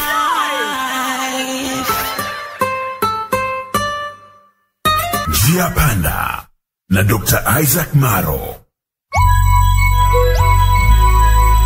Asante sana kwenu nyote wana Njia Panda ambao mnaisikiliza Njia Panda saa hii kutokea kona mbalimbali, lakini tayari mmeshatuma ujumbe kwenye page zetu za @Njia Panda, ambapo kama ilivyo tunaona mnazidi kuongezeka na tunakushukuru sana. Na waona wote, Iliasa Designer kutoka Gongo la Mboto pale, Ibra Nation Dedu kutoka 96.5 MHz Geita, karibu sana Njia Pandani. Abdul Luiz kutoka Mwanza Buchosa pale, karibu sana Njia Pandani. Ali Mrangi Gigiri Mresa kutoka 88.5 MHz Ubwela Saloon Mabibo hapo Dar es Salaam, karibu sana Njia Pandani. Ali Mrangi Gigiri Mresa tena na kuona Dalali Ilimo Kimara Korogwe pale na kupata vyema sana ndugu. Ushauri msaidie baba. Huyu alikuwa anatoa ushauri kule kwa ile habari ya Agatha anayouliza, ambao baadaye atakapokuja Mwalimu Eli hapa tutakuja kusoma pia ushauri wenu, maana naona umeongezeka sasa, umefika kama 60 ngapi huko. Tutasoma mnasema nini. Je, amsaidie baba au aache historia ichukue mstari wake? Lakini sio tu hivyo, na kuona nani mwingine hapa, namuona Isaac J Mremi kama kawaida, na kuona Pierre James Felix kutoka 88.1 Murieti Arusha, karibu sana Njia Pandani, bila kumsahau Mohamed G ambaye naye pia unasema wewe upo 88.1 MHz Arusha, karibuni sana Njia Pandani. Asante pia kwako John Mela 444 kutoka Buhongwa Mwanza, katupo pamoja na karibu sana, pamoja na Oscar Kitomari ambaye naye pia anasema huwa sikosi kusikiliza Njia Panda. Wewe pia unaweza kutuma ujumbe, alafu mimi nitausoma baadaye kama kawaida Njia Panda, alafu baadaye pia tutasoma pia maoni yenu kuhusu ile ushauri ambao wanauomba mdogo wetu Agatha, na hii tutakuja kuisikia baadaye. Ila kwa sasa hivi naomba turudi kuzungumza na Mama Suleiman hapa, ambaye tumekuwa tukizungumza naye, Mpemba wetu. Mama Suleiman kutoka Pemba, lakini kwa hapa Dar es Salaam anakaa Ukonga kule. Mama wa watoto 7. Kazaliwa 86 na sasa ana watoto 7. Amani akamuuliza maswali hapa, tukawa tunaona kwamba alikuwa anapiga back to back inaitwa, yani au kule wanasema alikuwa anakabia kwa juu. Yaani unakabia kwa juu kabisa au unatokea katikati. Hongera sana. Lakini akawa anatuambia kwamba mtoto wake wa pili aliugua. Alipougua walikuwa huko Pemba, wakapata tabu kidogo, maana ilibidi waende mpaka Unguja. Wakaenda hospitali ya Mnazi Mmoja ambako huko ndipo alipofanywa vipimo, si ndio? Lakini kwa bahati mbaya sana, wakati anaendelea kumpambania mtoto ambaye alikuwa na shida ya kichwa, ambayo baadaye of course walikuja kugundua kwamba mirija ya kutolea maji kwenye ubongo ilikuwa haifanyi kazi yake. Kwa hiyo maji yakawa yanajaa. Hii ndio waga inasababisha, ni moja ya sababu zinazopelekea ile changamoto tunaita kichwa kikubwa. Kuna watoto wanazaliwa wanakuwa na kichwa kikubwa au kwa lugha ya kitaalamu tunaitwa hydrocephalus. Moja ya sababu ni kwamba maji yanayozalishwa kwenye ubongo ambao kazi yake ni nzuri kwa sababu ubongo uwezo kabaka sehemu kavu. Kwa hiyo kuna maji ambayo yanasaidia uweze kufanyaje kusamba ubongo ufanye kazi yake vizuri kwa nje. Sasa yale maji yanazalishwa alafu yanatakiwa yatoke. Kwa hiyo kuna vishimo maalum, vimirija maalum ambavyo ndio vinayatoa yale maji kutoka kwenye ubongo afu yanatoka yanakuja huko kwenye mwili. Sasa kinachosababisha hydrocephalus, yani ugonjwa wa kichwa kikubwa, ile hali ya kichwa kikubwa, ni either uzalishaji wa yale maji unakuwa ni mkubwa kuliko mfumo wa utoaji wa yale maji, au inawezekana uzalishaji ukawa ni wa kawaida lakini mirija ikawa imeziba. Si ndio Na kwa watoto kwa mfano wanaokuwa na kichwa kikubwa na hydrocephalus, pale moyo wanafanywaga upasuaji ambao unachofanyika, kunawekwa mrija tunaita shunt, inawekwa pale kwenye ubongo, alafu inashuka ndani ya ngozi na kuja mpaka tumboni huko. Kwa hiyo wanakuwa wanaishi tu wao. Kwa hiyo ulikuwa ni mrija ambao ni wa plastiki, sio plastiki lakini mrija maalum ambao kazi yake ni kutoa yale maji. Kwa hiyo kusaidia ubongo uendelee kufanya kazi yake vizuri. Maji yanazalishwa vizuri, yanasafisha ubongo vizuri, alafu yanapata pa kupenya. Umeona Kwa hiyo hiyo ndio ilikuwa tatizo lilompata kijana wako. Lakini sasa wakati anaendelea kumpambania kijana, akawa ndo amepata taarifa pia kwamba mume wake amefariki. Na ndio hapo sasa mambo yakawa sasa yamekuwa magumu. Si ndio Na ndio tulipoishia. Kwa hiyo ikawaje? Sasa mama yangu ndo akamfuata, akasema nianze vipi, mtoto huyu hatakiwa ina mawazo, asiwe na mawazo, itakuwaje sasa? Basi akamfuata, akamwambia mjukuu wangu Suleiman, kuna kitu nataka nikwambie. Akamwambia bibi, kitu gani? Akamwambia lakini nikikwambia usijitie mawazo mama yako. Wala wewe mwenyewe usijitie mawazo. Akamwambia mfano kama umepata taarifa mama amefariki, utafanya nini? Akamwambia nitashukuru, nitasema alhamdulillah. Je, kama baba ukiambiwa baba amefariki utasema vipi? Nitasema alhamdulillah. Si ndio njia yote hiyo? Basi akamwambia Suleiman, mjukuu wangu, baba hatunaye tena. Baba hatunaye tena. Baba amepata nini? Bibi yake akamdanganya, akamwambia amepata ajali. Basi pale yule mtoto akashukuru, akasema alhamdulillah. Kwa sababu mtoto wangu mie ni mtoto ambaye anapenda sana dini, ni mtoto anapenda watu, ni mtoto aliyokuwa hana tabu, ni mtoto yani anasaidia sana watu pale mtaani. Yeye watu wengi wanamtuma yeye, ni mtoto aliyokuwa hana tabu kusema la kweli, mtoto mcheshi. Basi akanifuata mimi, akanambia hapo ishapita ndani ya wiki, akanambia mama usiwe na mawazo. Nikamwambia mwanangu amefariki tangu wiki babako. Basi tushukuru, tukashukuru. Akanambia mimi nilikuwa najua, nilikuwa sitaki tu kuambia lakini nilikuwa nishashtuka. Nilikuwa najua mnanificha lakini niligundua hapa pana kitu. Basi tukakaa pale kama ndugu, akakaa kikao, akasema itabidi Zuena arudi nyumbani kwake. Watoto washasajiliwa, Omari darasa la 7 anafanya mitihani, Saidi anafanya mitihani la 4. Itabidi yapige moyo konde tu arudi, hata kama itakuwa ni vigumu kwa sasa hivi, lakini itabidi arudi akasimamie watoto wake. Basi nikarudi na mtoto ule mgonjwa, tukaja naye tukakaa, hali yake ilikuwa vizuri, anaenda anarudi, tunamtuma anaenda anarudi. Basi tu usiku akakaa kama ndani ya miezi miwili hivi, naona hali ikachange, ikawa hawezi kitu chochote, karudi pale. Tukabidi tumpigie simu ule mdogo wangu ambaye ndo alikuwa akikaa naye, arudi ajamchukue mrudishe Zanzibar. Basi tukamtumia na ule mdogo wangu ule, akaja akamchukua akamrudisha tena Zanzibar, Mnazi Mmoja. Kenda kafanywa tena vipimo pale, akahudumiwa, lakini hali ndo ilizidi, ikawa hawezi kitu chochote. Basi wakampa transfer ya kurudi Muhimbili, kwa sababu pale Zanzibar alikuwa anatibiwa kupitia serikali. Basi akarudishwa Muhimbili. Kurudishwa Muhimbili pale akatibiwa Moi pale. Wao katika vipimo vyao wakasema uvimbe umekaa chini ya ubongo, ana uvimbe umekaa chini ya ubongo. Kwa hiyo kumfanyia operation pale ni vigumu kwa sababu mvimbe umekaa vibaya. Sasa ikabidi sasa mtoto yule arushwe tena Zanzibar kwa ajili tukaombe tena karatasi zile za msamaha, lakini zilivyorudishwa karatasi, wao pale madokta wakasema kama mtoto sasa hivi atumie mionzi, itabidi apigwe mionzi kwenye mvimbe.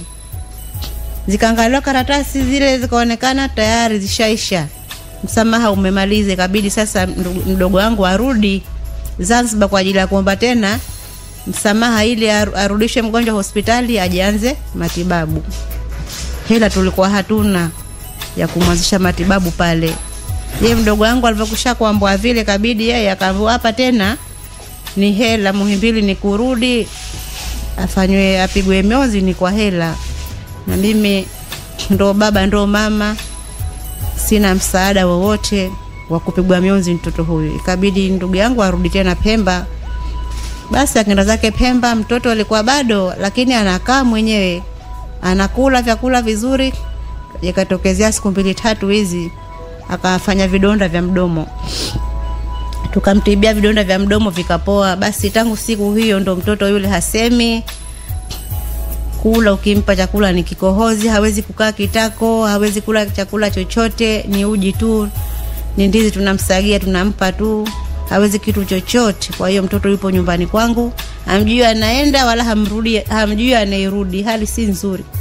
Basi mimi ndio nikaja hapa njia panda, nikaja nikaomba msaada. Jamani, naomba msaada kwa ndugu zangu, mama zangu, nchi yangu, rais wangu, popote unaponisikia.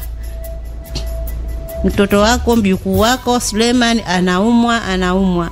Viongozi wote, kwa sababu mtoto huyu kwanza alikuwa na malengo ya kusoma mwenyewe.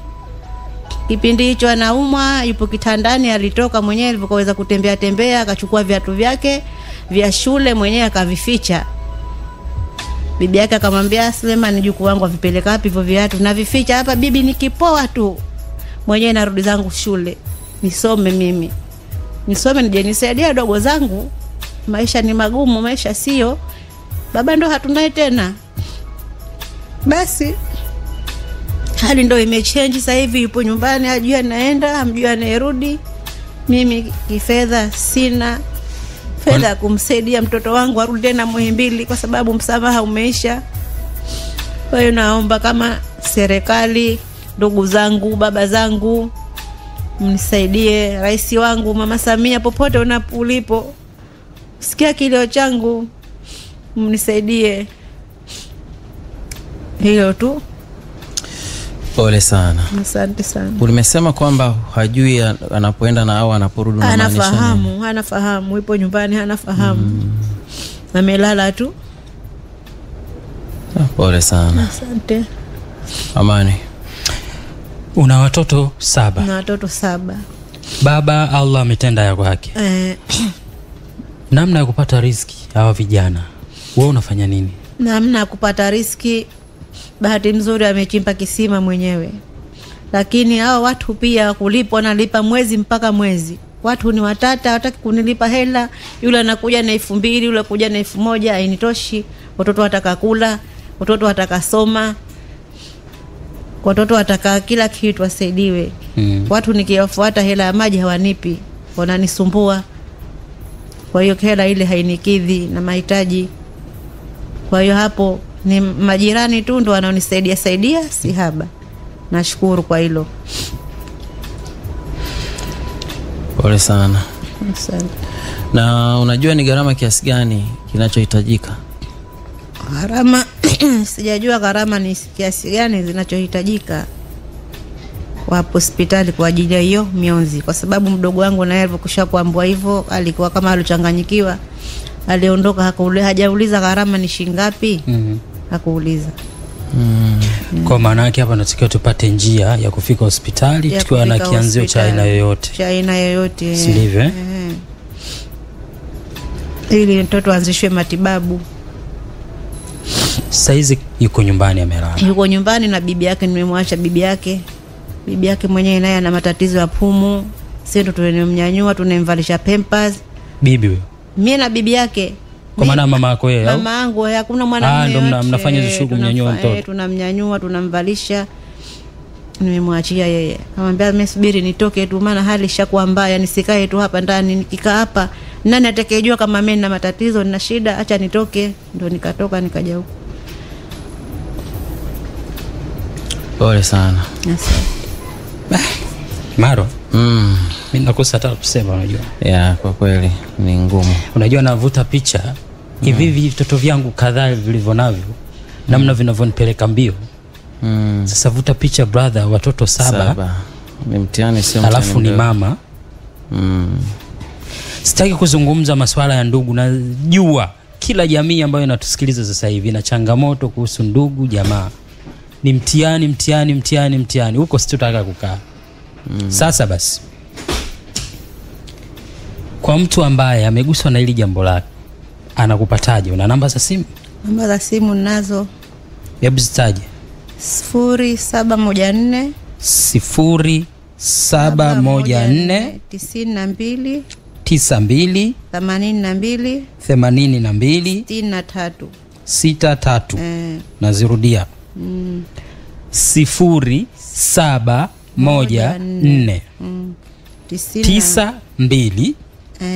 82 63. Narudia tena. 0714 ndio 92 82 63. Kwa mtu ambaye anatuma chochote, anakutana na jina gani? Rehema Saidi. Rehema Saidi. Kwako Maro. Pole sana. Asante sana. Mimi namalizia tu kwa kuweka msisitizo kwamba uhitaji ndio kama huu. Na kama kawaida jeshi letu sisi ni lile tu. Kwa hiyo mimi ninachoomba tushike tena simu zetu, tutume chochote kitu kwa mama hapa ili aweze kupata ufumbuzi wa changamoto ya mtoto wake, si ndio? Wote tukiungana kwa pamoja, basi tuna uwezo wa kufanya msaada ukafika na ukawa mkubwa, na hakika akapata nafuu kabisa. Pole sana mama wangu. Nashukuru sana studio, nashukuru sana. Mwenyezi Mungu awabariki. Sina cha kuwalipa, ila Mwenyezi Mungu atawalipa kila lenye heri. Amina. Atazidi kuwafungulia. Amina. Kila lola heri. Na dua hili liwaendee timu yetu ambayo iko nje huko, timu ya Panda. Watu wetu ambao tunawafikisha majambo yetu anayabeba. Mwenyezi Mungu awabariki, azidi kuatilia baraka. Amina. Na Mwenyezi Mungu azidi kuatia imani. Amina. Mwenyezi Mungu ndo atakayewalipa. Sisi hatuna cha kuwalipa, ila Mwenyezi Mungu atawalipa kila la kheri. Na familia zao, na watoto zao, wazazi wao. Amina. Mwenyezi Mungu akubariki, na sisi tunakuombea pia. Amina. Mtoto apone, lakini pia wewe kwa sababu sasa ndo unaanza mwanzo mpya tena kama baba na mama, ndo wewe. Ndo mimi, kila kitu ndo mimi. Ndo wewe. Basi tunakuombea basi akupe nguvu Mungu. Amina. Ili endelee kuelea wanao. Amina. Kwa hiyo yule mtoto hajabahatika kumuona babake. Baba hajamuona mtoto. Hamjui. Alikuacha ukiwa na ujauzito na siku 10 ndo najifungua. Aya. Na siku 10. Maro, Mungu waga akosei. Sio? Mipango ya Mungu yote. Mungu akosei. Pole sana. Asante sana. Nashukuru. Tumshukuru Mungu kwa kweli. Sawa, basi kapokea simu zako, sitakaporejea tutakuja kuzungumza na mgeni mwingine ambaye amekwisha fika hapa, au sio? Sawa kabisa, njia pana ndio hii inaendelea. Baada kuna mgeni mmoja, alafu usisahau tuna Afya.com leo hii, na kama nilivyokuambia basi tutasoma tena ujumbe wako na ushauri wako kuhusu lile swali la kuombi la ushauri kutoka kwa Agatha ambalo tutalisoma baadaye, ili mwalimu Eli pia aweze kusikia na atupe ushauri wa kisaikolojia ni nini tufanye. Haya yote tutayafanya kwenye Afya.com. Usiende popote, tulia hapo hapo. Tuko hapa mpaka itakapofika 10 juu ya alama 101.1 Clouds FM Mpanda, njia panda na Dr. Isaac Maro. Asante sana kwenu nyote wana Gen Z ambao mnaisikiliza njia panda hii kutokea kona mbalimbali za nchi ya Tanzania pamoja na nje ya mipaka ya Tanzania kupitia mtandao wa TuneIn, kama kaka yangu Willy Ngoya na wengine wote ambao wako Tokyo pale. Asante sana nyote ambao mmekwisha tuma ujumbe na mmetoa support yenu. Kwa wale wote ambao wamekwisha pita hapa njia pandani mpaka dakika hii, tunashukuru sana. Hakika support yenu ni kubwa sana, na sisi tunashukuru sana kwa yote mengi na makubwa ambayo mmekuwa mkiyafanya. Wewe ambaye unatufuatilia follow kwenye page ya Team Njia Panda. Najua tayari unajua kinachoendelea kule, kwamba itakapofika baadaye kidogo kabla tutakapoanza afya.com tutakuja kusoma ujumbe kutoka kwako kuhusu kumshauri Agatha either ampe support mzazi wake au asimpe kutokana na kile ambacho amekiongea, lakini haya tutayafanya baadaye. Wewe cha kufanya, nenda follow us kwenye page ya Team_Njia Panda sasa hivi, to follow right now, kwa sababu nitakapofika ile ikifika kasoro hivi nitaanza kusoma sasa ushauri wako ambao wewe utakuwa umekwisha kuutoa. Tumekwisha soma ushauri wa watu takriban 30 ngapi sijui. Kwa hiyo tutakaporejea tutaendelea kusoma ushauri mwingine na wale ambao wametushauri kumwambia nini Agatha afanye, na haya tutayafanya baadaye. Ila kwa sasa hivi naomba tuendelee kuwashukuru nyote ambao tuko pamoja tukisikilizana Njia Panda, na waona wote, Salma Kishepu, Jay Shiki, brothers Adam, asante sana Agent Juma Hussein Kimt, Ombeni Elewaha, karibu sana Mela Julius 48, Ali Mrangi Gigiri Mresa, na kuona kabisa mdogo wangu Malema, karibu sana Njia Pandani. Malema ametuma ujumbe bwana huko. Karibu sana Njia Pandani. Afya cheki na kumiss brother, hebu njoo hata ofisini tukae tuongee kidogo jamaa. Musa Ali, asante sana. Justin Show, na kuona vizuri kabisa. Fundi Hamisi Fumige Boka, Flavor 47 Taita, pamoja na Milliam Store 23, wote na waona kama kina Oscar Kitomari na wengine wengi. Hebu tu follow chap, alafu sisi tutakuja kusoma ujumbe wako kadiri ambavyo tutakuwa tumeuona umeingia kwenye page yetu ya Team_Njia Panda. Sasa wakati tunafanya hivyo, naomba nije nizungumze sasa na mama yangu, mgeni wangu mwingine ambaye amekwisha fika, na hapa anavyoongea yuko hapa ametulia akisubiri tu tuseme tuanze kuongea naye. Habari yako mamangu? Salama, habari za kazi? Salama, karibu Njia Panda. Asante sana, nashukuru. Safi kabisa. Mimi naitwa Isaac na huyu anaitwa Amani. Wewe unaitwa nani? Kwa majina ninaitwa Sofia Ali. Nimezaliwa mkoa wa Mtwara, kijiji Mchichila. Nimezaliwa mwaka 89 na nimeanza shule mwaka 97, nimaliza mwaka 2003, na nilibahatika kuendelea na elimu yangu ya sekondari. Nimesoma mwaka wa kwanza, mwaka wa pili, mwaka wa tatu babangu akafariki kipindi nipo form 3. Kwa hiyo kuanzia na pale tena sikuwa na mtu wa kunisaidia tena kunisomesha, kwa sababu babangu na mamangu wenyewe walikuwa walishaachana kipindi mimi nina miaka 3.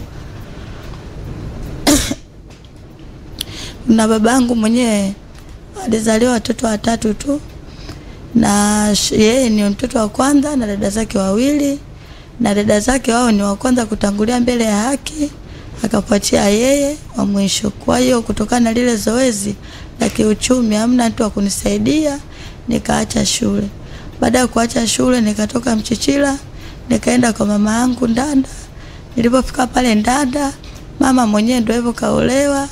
Bado kuna watoto wengine wa huyo baba yangu mlezi, na mimi pia nina mdogo wangu wa mwisho ambaye nimeungana naye. Kwa hiyo kazi pale sasa ni vibarua, ni kupika upupu. Kuna kitu kinaitwa upupu, watu wa kusini kwa naijua. Niliwahi kuisikia tena, nikumbushe upupu unakwaje? Kuna mtu aliyekusemaga tena hapa. Upupu. Mimi najua unawasha. Kuna upupu aina mbili sijui ile. Kuna upupu aina mbili. Okay. Upupu wa polini wa kuwasha. Alafu kuna upupu ambayo unapandwa. Ule ni special kwa kuliwa.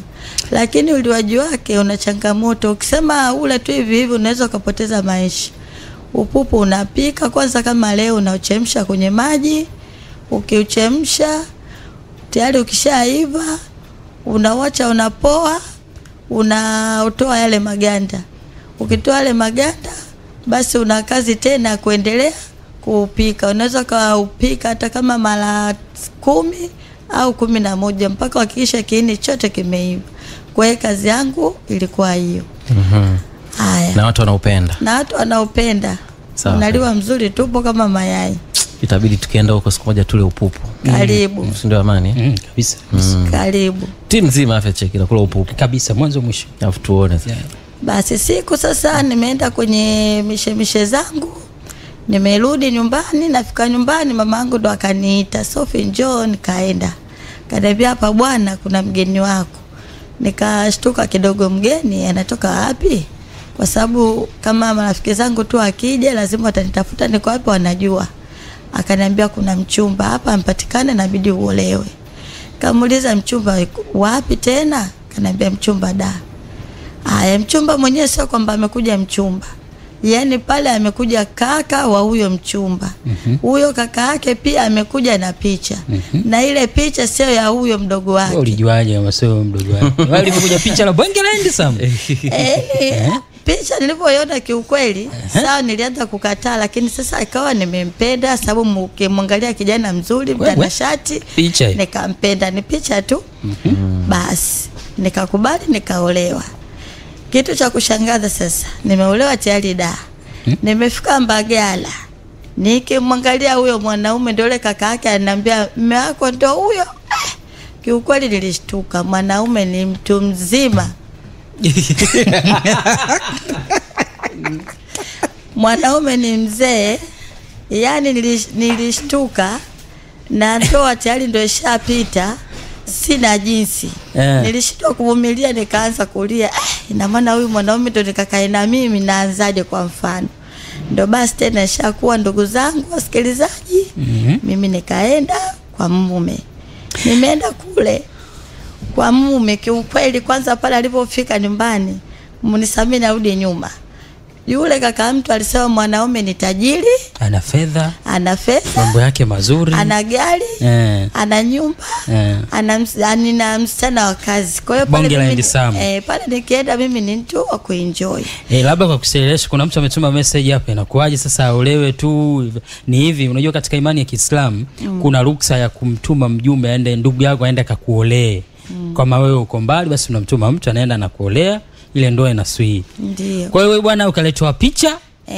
Picha ukiiona kuna bonge la handsome. Nikaona bonge la handsome. Kakubali, ndoa ikapita. Nikakubali, na pale kwa muda ule wa ndoa mume wangu nikaka mtu, lakini mume mwenyewe ndio huko nenda kumuona. Unaenda kumuona. Kwenda kukutana naye cha. Yani hatari. Nashindwa hata kuelezea ndugu zangu. Basi kwa hiyo pale mimi yule, kwa vile mwanaume mwenyewe ni mtu mzima, mimi bado mdogo, akajua huyu mimi kiukweli hawezi kunipenda. Hawezi kunipenda.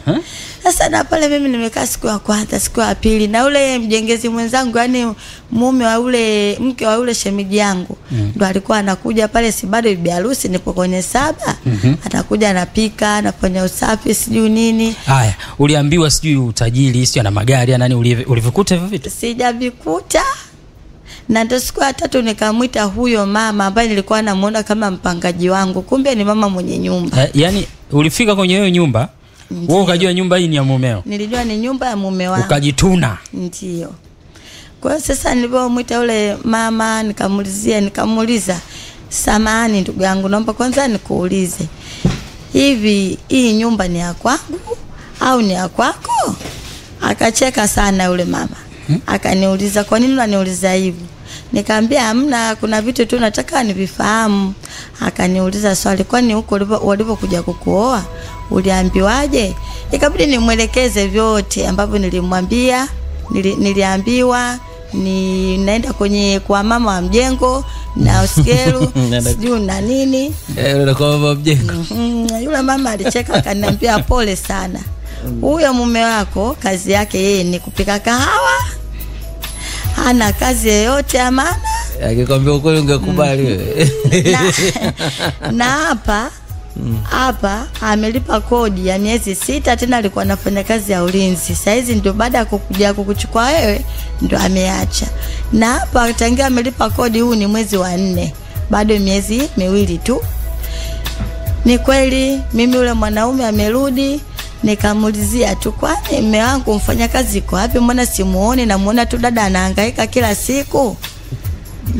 Naye tena nikaona kama yupo kwenye mshangao. Nikamuuliza tena, kwani hujanielewa? Unaitwa njia ya bongo fupi. Akaniambia, kwani wewe kaka alipokuja alikwambiaje? Nikamwambia sitaki kujua kaka, nataka wewe. Kwa hiyo pale kwenye maongezi kweli nikaja nikathibitisha, yani mwanaume mwenyewe ni mlala hoi, ana chochote tena pale, kama mimi sitesha akili yangu imekula kwangu. Wanaume tunadhalilika.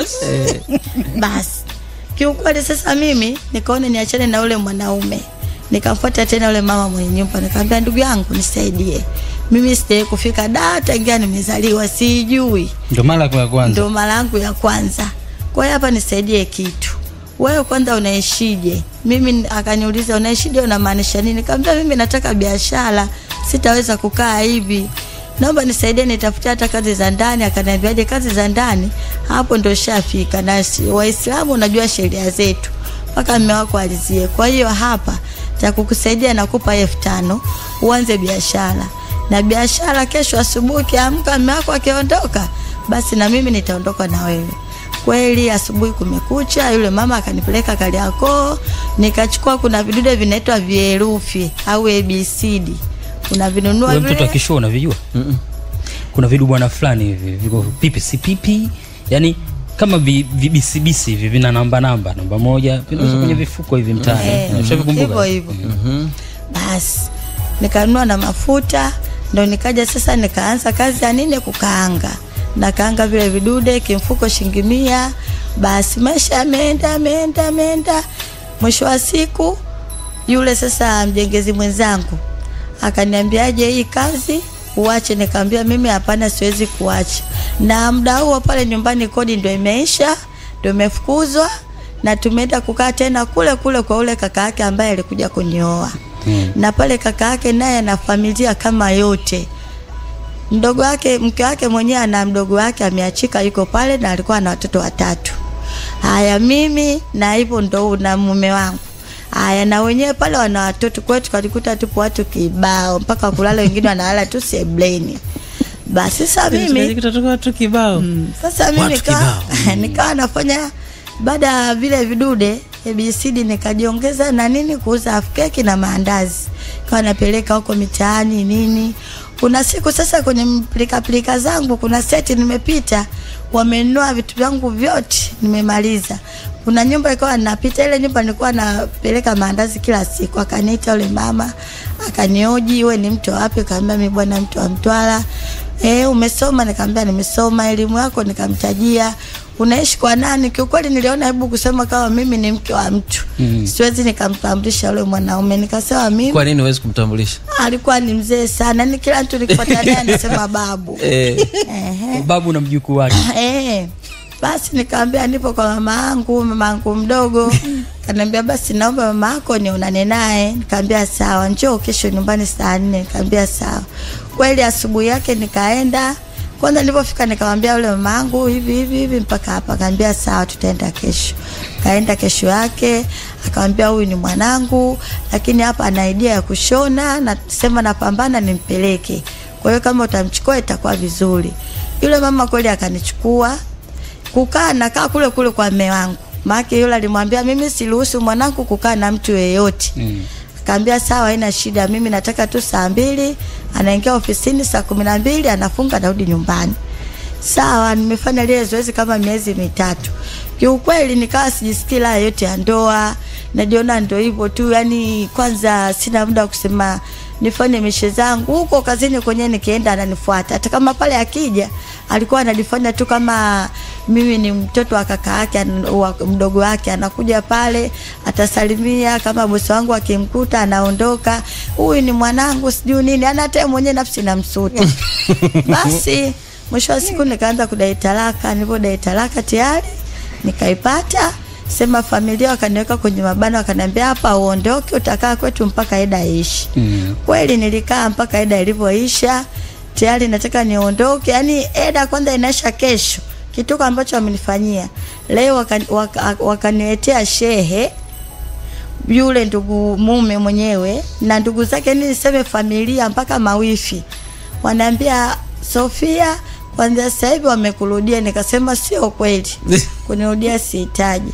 Basi katika kuongea ndio yule shehe akasemaje, unajua sheria ndoa? Nikaambia ndo kwanza nimeolewa sijui hata sheria, labda shehe unielekeze.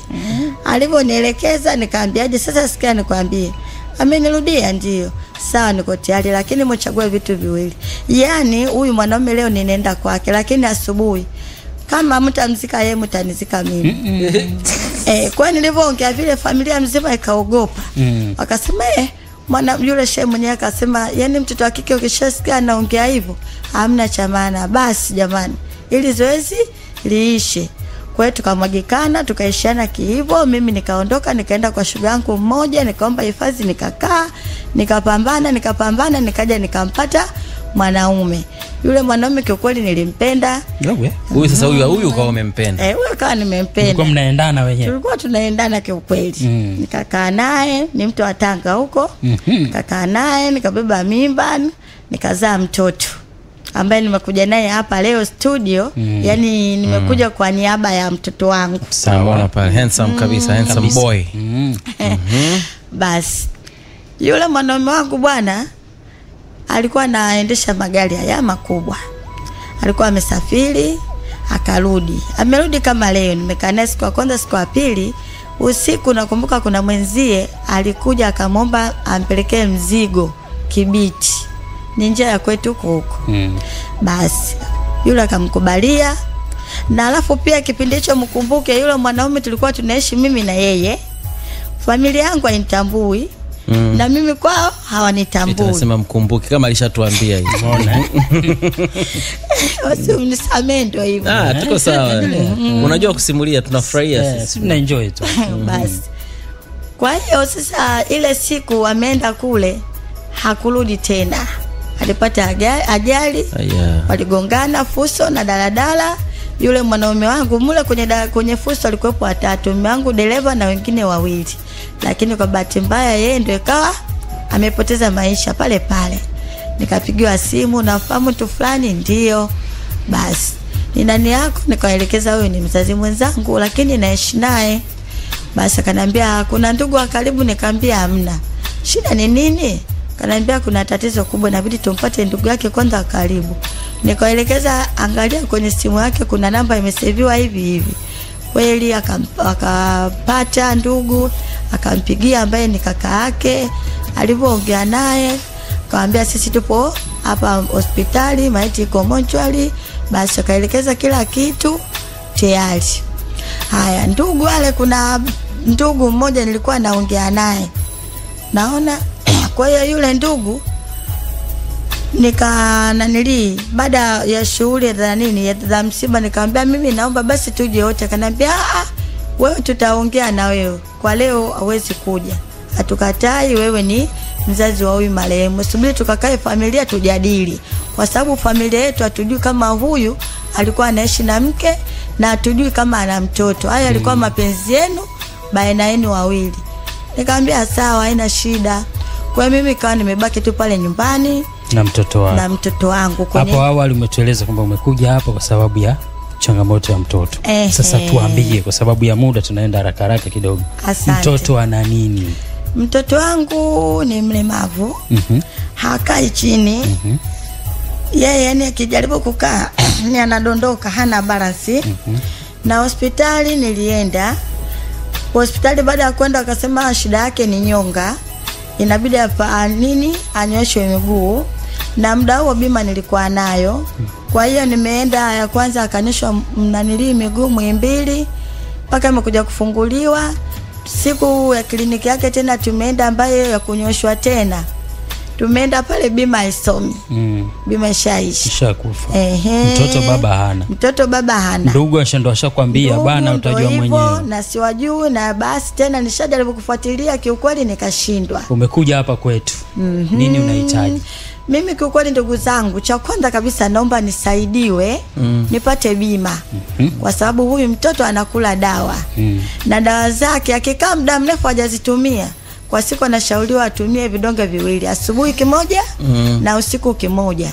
Na kidonge chake kimoja ni shilingi 1000 na simu zingine ukienda 1500. Kwa hiyo nikipata bima naona itakuwa msaada kwangu. Alafu anafanya mazoezi. Na kituo kimoja kinapatikana hapo Kawe Antonia Vena. Kwa mujibu kwanza wa daktari aliniambia ni huyu mtoto akifanya mazoezi mfululizo miezi 6 atakaa sawa. Na mwaka jana kweli nilifululiza kama miezi 2 hivi. Afya yake ilitengemaa, alianza kusimama, lakini vile tena alipoanza mambo ya bima, dawa anakosa, ikawa kama amerudi nyuma tena. Na mimi ukiangalia mimi ndo baba, mimi ndo mama, naishi nyumba ya kupanga. Kwenye nyumba za kupanga nadhani mnajua, siku huna kodi mtu unatimuliwa. Hapa nikiwaambia mpaka leo nina majumba kibao ambayo nimefukuzwa kwa mambo ya kodi. Na wengine wanakutafutia sababu chumba unaenda kupanga 45,000. Mimi uwezo wa 45,000 kwa kweli sina, kwa sababu sina kazi, sina biashara. Sema nina idea ya kushona, ila mashine sina. Natengeneza sabuni, sina uwezo wa kutengeneza lita 50, mtaji sina. Umeona? Kwa hiyo nikipata support kwanza ya bima, na nikipata support ya biashara, nipate biashara. Kwa sababu sina ujanja wa kufanya kazi. Mimi asubuhi nimchukue mtoto kwanza, nimwandalie anywe uji, aoge, nimpeleke shuleni. Kule shuleni anatoka mapema tu saa 5:30 saa 6. Hebu ndugu zangu, hiyo kazi nitafanya muda gani?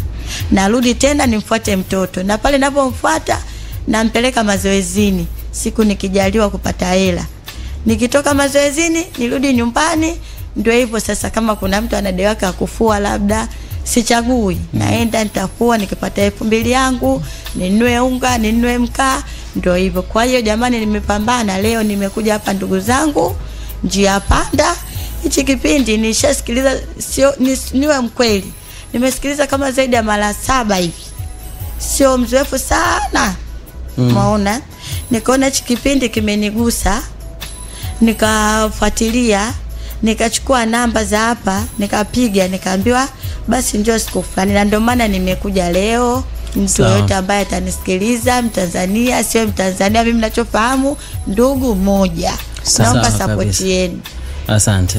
Kwa mtu ambaye anataka kukusaidia anakupataje sasa? Simu ninayo. Taja namba ya simu. 06 80 80 32 84 85. Nairudia 0680 32 ndio 84 ndio 85.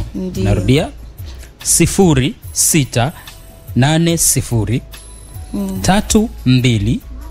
84 85.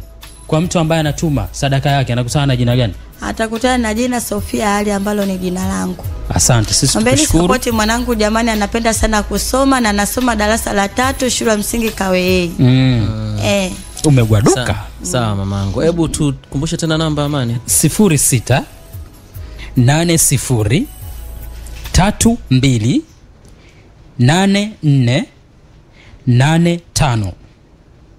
Narudia 06 80 32 84 85. Hizi namba za mission ni kama zile kodi za Clouds FM ya zamani na ya sasa hivi. Sawa kabisa. Basi mimi naomba studio samani kidogo. Na sawa. Asante. Nilikuwa napenda tu yake mpaka leo hii mimi nazulula ninachekwa kwa ajili nampambania mtoto wangu. Mpaka wengine wanaokaa nyumbani na watoto wanakata tamaa. Wazazi wenzangu ni changamoto kama mimi. Wasikate tamaa, wapambane. Hao watoto tusikubali wanaitwa mazezeta, mataila, wana akili sana timamu. Wawatoe nje, wapeleke shuleni, wapeleke mazoezini. Sawa. Sawa mamangu. Basi mimi naomba ukapokee simu zako huko, maana sina bidii tuingie kwenye Afrocom sasa hivi. Haya, usiende popote, njia pana inarudi sasa hivi tukiwa na Eli. Mwalimu Eli amekushafika hapa. Tutakuja kuzungumza naye hivi punde tu, usiende popote. Naitwa Isaac Maro and this is Crossroads. Njia panda na Dr. Isaac Maro.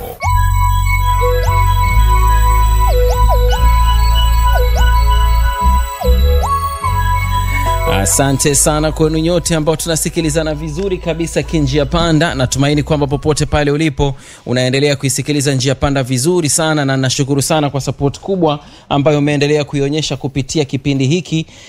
Naomba nikukaribishe kwenye sehemu ya mwisho ambayo hii ni Afrocom, ambayo ndio hiyo sasa inaanza rasmi sasa. Na kama nilivyosema awali, basi leo hii tunataka tutoe jibu tu kwa Agatha, tumpe ushauri wa kile ambacho amekiomba. Na kama ulikuwa unafuatilia tangu mwanzo unamjua Agatha ni nani. Kama umjui, hebu follow page yetu ya team_njia_panda, utakuta story yake kwa sababu anaomba ushauri. Naomba ushauri, nipo njia panda. Jina langu naitwa Agatha, ni mtoto wa 3 kati ya watoto 4. Tulikuwa tukilelewa na mama peke yake baada ya baba kutuacha tukiwa bado wadogo sana. Aliondoka bila kusema chochote, hakuna mahali, hakuna msaada wa shule, hata sikukuu hatukuwahi kumuona. Tulikuwa tukisikia tu yupo mkoa mwingine na ameoa mwanamke mwingine. Miaka ikasonga, mama akapambana tukutusomesha. Nikiwa kidato cha pili nilianza kuuza maandazi ili nisaidie ada yangu na ya mdogo wangu. Leo hii nipo kwenye ualimu, nina familia yangu ndogo. Wiki iliyopita niliambiwa baba anaumwa sana, amepooza upande mmoja na hana mtu wa kumwangalia. Mke wake alimkimbia, hana pesa wala chakula. Ndugu wanasema sisi watoto ndio tumsaidie kwa sababu ni damu yetu. Sijui nifanyeje, naumia kwa sababu najua alitutelekeza. Hakuwepo wakati tulipokuwa tunamhitaji, lakini sasa yeye anatuhitaji. Je, ni sawa nimsaidie au ni bora niache historia ichukue mkondo wake? Huyo ndio Agatha, na hapa tuko na mwalimu wetu Eli. Kaka, mambo vipi? Uko salama Yes. Ulikuwa usikiki kabisa. Mambo yanaenda vizuri? Amani kabisa. Niko vizuri. Mimi kila nikikuona nasikia tu furaha sana. Energy inapanda.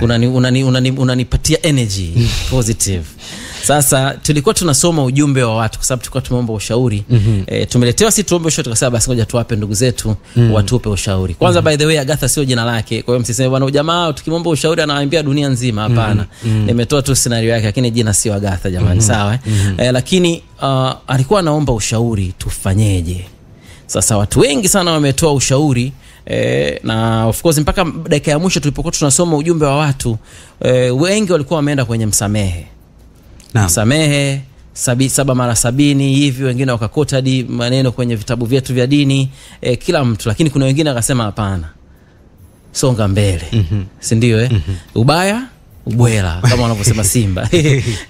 Kwa hiyo nikasema bwana, atakapokuja msaikolojia wetu, kaka yetu, mwalimu wetu, ningetamani sana atupitishe kwenye hii kwamba mimi sasa ndio nimemleta Agatha kwako. Yes. Wewe ukiwa kama, hebu jitambulishe tena na yale mavio yako yote. Mimi ni Elbariki Mkumbo. Elbariki Mkumbo ni mtafiti, mwanasaikolojia, life coach na therapist. Na ninachofanya kwa ujumla katika maisha yangu ni kushare na watu tips mbalimbali, ujuzi mbalimbali kwenye namna ya kujenga ile afya ya ndani. Kupitia mbinu mbalimbali, counseling, mambo ya kufundisha kama hivi tulivyo, kushare ushauri na vitu namna hiyo. Yes. Sasa najua umepanga kutufundisha kitu kingine, lakini nitaka kwa haraka sana, ingawa muda wetu ni mdogo. Unamshauri nini Agatha? So kanuni namba 1, na tukiangalia katika masomo yetu yale ya energy. Kwa hiyo ni mule. Okay. Moja ya kitu muhimu sana kwenye maisha, hapa tuweke dini pembeni, tuongelee zile kanuni za ki-energy. Kuna kitu kinaitwa authenticity. Yaani kipi kinakupa amani wewe? Umenipata? Ukikaa na nafsi ambayo haina amani kwa jambo lolote lile, hilo jambo linashusha energy yako. Kwa hiyo kama nikimsaidia mtu, moyo wangu unaumia sana kwa kumsaidia kwa sababu yeye kuwahi kunisaidia. Kama unasikia hivyo moyoni mwako, usifanye hivyo. Lakini kama unasikia hatia kutosaidia, kama unasikia kabisa kuna mzigo ndani yako yani nisipomsaidia nasikia kuhukumiwa ndani yangu, maana yake unapaswa kufanya. Lakini kwa ujumla, moja ya vitu vinavyonyanyua sana energy ya mtu ni ule uwezo wa mtu kusamehe. Na hili ni somo refu sana, forgiveness. Hata kama mtu alikukosea kwa kiwango gani, wewe unachotakiwa kufanya ni kufanya ile sehemu yako ya ile ndani, kwa sababu hayupo. Yani inawezekana hayupo. Kama kwa mfano sasa baba ni mgonjwa, ndio utaenda utafanya kile kitu, utaenda kumsaidia, lakini usiangalie kufanya kwa ajili yake. Unapokuwa na situation namna hii, jua kabisa nafanya kwa ajili yangu. Moja ya vitu vinashusha sana mawimbi yetu, vinashusha sana energy yetu, ni kuwa na unforgiveness. Kuwa na vitu ambavyo umevibeba ndani vinakuuma na unashindwa kuviachilia. whether baba yupo au hayupo, hata kama asingekuwepo, ile hali ya ile uchungu ulioko ndani yako, kama utaendelea kubaki nao unaendelea kushusha yale mawimbi yako, na utaona kuna namna wewe bila kujua ina athiri. Kwa hiyo kutokea kwangu ningeweza kusema the best thing to do is to forgive, na sio kwa faida ya baba. Hapa ndo watu wanapopata ugumu, kwamba ninapofanya hivi atajiona mwamba, nikifanya hivi atajiona mshindi, yes alinifanyia hivi. No, unapofanya forgiveness unafanya kwa ajili yako, kwa sababu ule uchungu na yale maumivu ya kutengwa hayako kwake, yako kwako, na kama yako kwako maana yake yanashusha mawimbi yako. So once utakapofanya kwa sehemu yako, akashukuru au asiposhukuru, lakini wewe ukatua ule mzigo, kuna namna ambavyo inanyanyua energy yako. Asante sana. Bado lakini hujamshauri. Kwa hiyo yeye mwenyewe ndo ataamua sasa, kwa sababu anasikiliza. Yes. Nini kipo ndani mwake, anataka nini? Exactly. Kwa sababu unaweza kumwambia hapa, anaweza akawa anaenda kutoa msaada huku machozi yanatoka, kwa nini nafanya? Hiyo itashusha energy yake. Japo ukiniuliza mimi, kama angeweza kuvuka hayo mawimbi ya uchungu na kuweza kusamehe, ingekuwa jambo bora zaidi. Ila kama hajafika stage hiyo, afanye kile kitu ambacho hata kuwa na manunguniko, akiamua asitoe msaada, hakikisha ana amani moyoni mwake. Akiamua naamua kwenda kumsaidia baba, hakikisha kwa kufanya vile anafanya akiwa na amani, kwa sababu chochote atakachokifanya, akikifanya kikiwa kinazalisha kutokuwa na amani ndani yake, kitamuathiri. Sawa. Sasa najua ulitupangia kitu. Yes. Natamani tukiweke pending, ila nataka tu expand hapo. Yes. Kwenye umezungumza kitu kinaitwa authenticity. Yes. Tukae hapo. Yes. Sio tu kwenye kusamehe. Yes, exactly. Nini labda kwenye mambo ya energy. Authenticity ni nini? Ni ule ukweli, dhamiri, ule ukweli kwamba unachokisema mdomoni ndicho unachokiamini. Moja ya vitu vinashusha sana energy yako ni unasema ndio wakati moyoni ni hapana. Umenipata? Yaani unajikuta unakubali vitu kwa kuogopa tu watu watasema vibaya, lakini moyoni huko una manunguniko. Au unasema hapana, lakini ndani mwako unaona ni ndio. Kwa hiyo mara zote unatakiwa kuwa authentic. Kuwa authentic maana yake uwe wewe halisi, usiigize. Usifanye kwa sababu ya pressure ya watu, usifanye kwa sababu, lakini fanya kile ambacho wewe unaamini kwamba huu ndio ukweli wangu. Kwa hiyo hata kwa kesi ya Agatha ni kwamba afanye kile anachoamini moyoni mwake kinampa amani moyoni mwake. Na asifanye kwa sababu ya pressure, asifanye kwa sababu kuna watu wataniona mimi mbaya. Fanya, na hii ipo kwenye maisha yetu kwa ujumla kila siku. Watu wengi kwa sababu mbalimbali tunaitikiaga ndio, lakini moyoni, umeelewa? Mtu anakuja kukuambia bwana, unatakiwa uchangie mchango wa kitu fulani, huku moyoni unanungunika, lakini unasema ndio. Kinachotokea ni nini? Unatoa ule mchango, lakini badala ya upate thawabu unaporomoka, kwa sababu moyo wako unavuja damu, una machozi. Kwa sababu unachokisema mdomoni sicho unachokiamini moyoni. Kuna umuhimu gani wa kuwa authentic?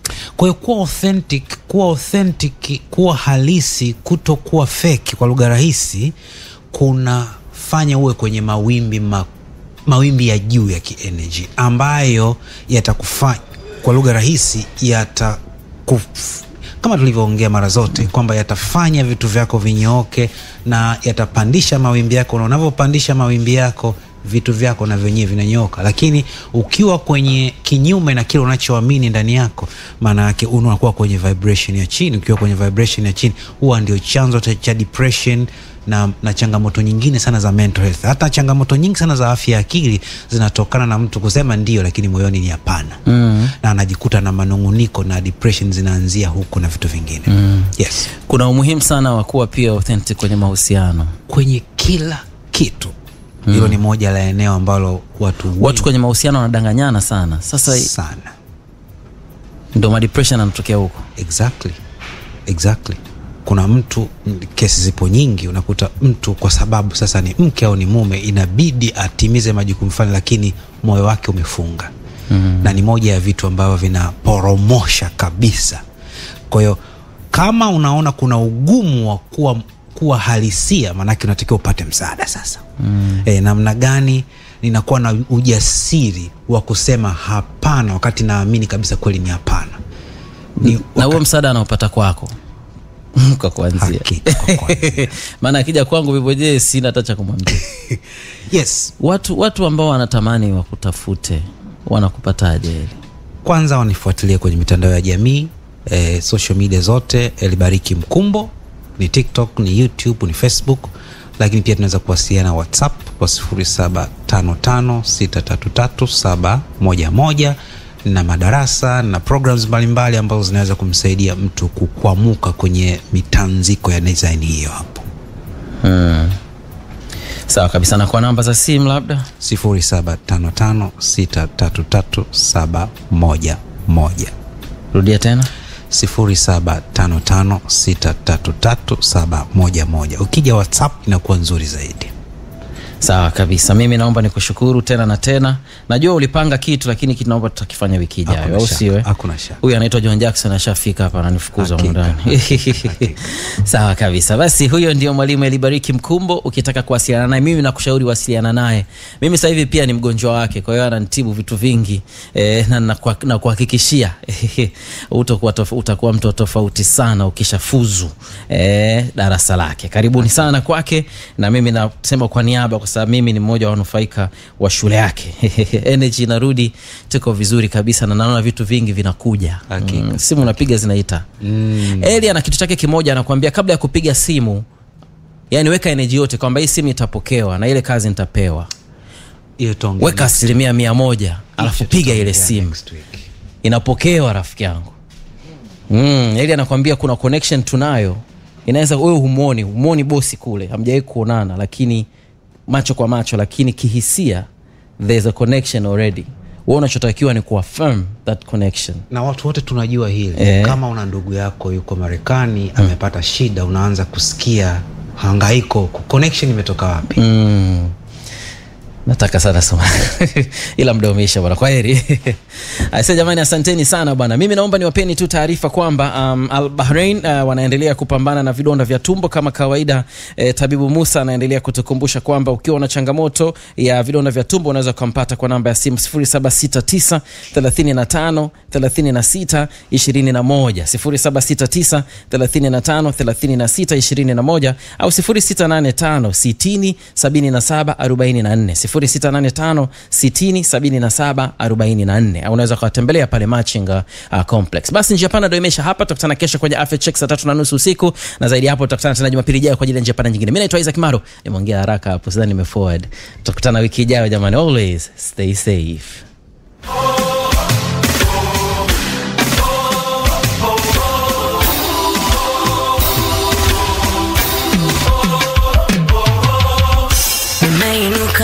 Na kusimama kwa ujasiri usio wa asili.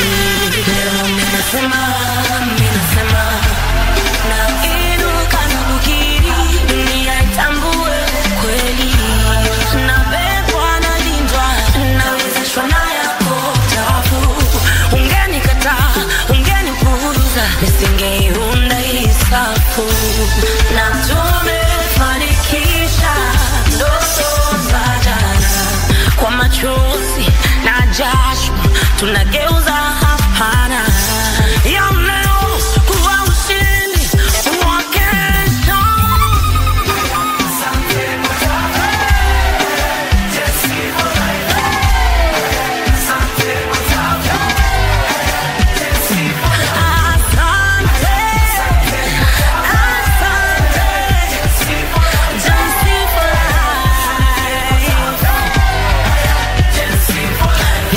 Asante kwa tafu. Asante kwa tafu, Jesse for life.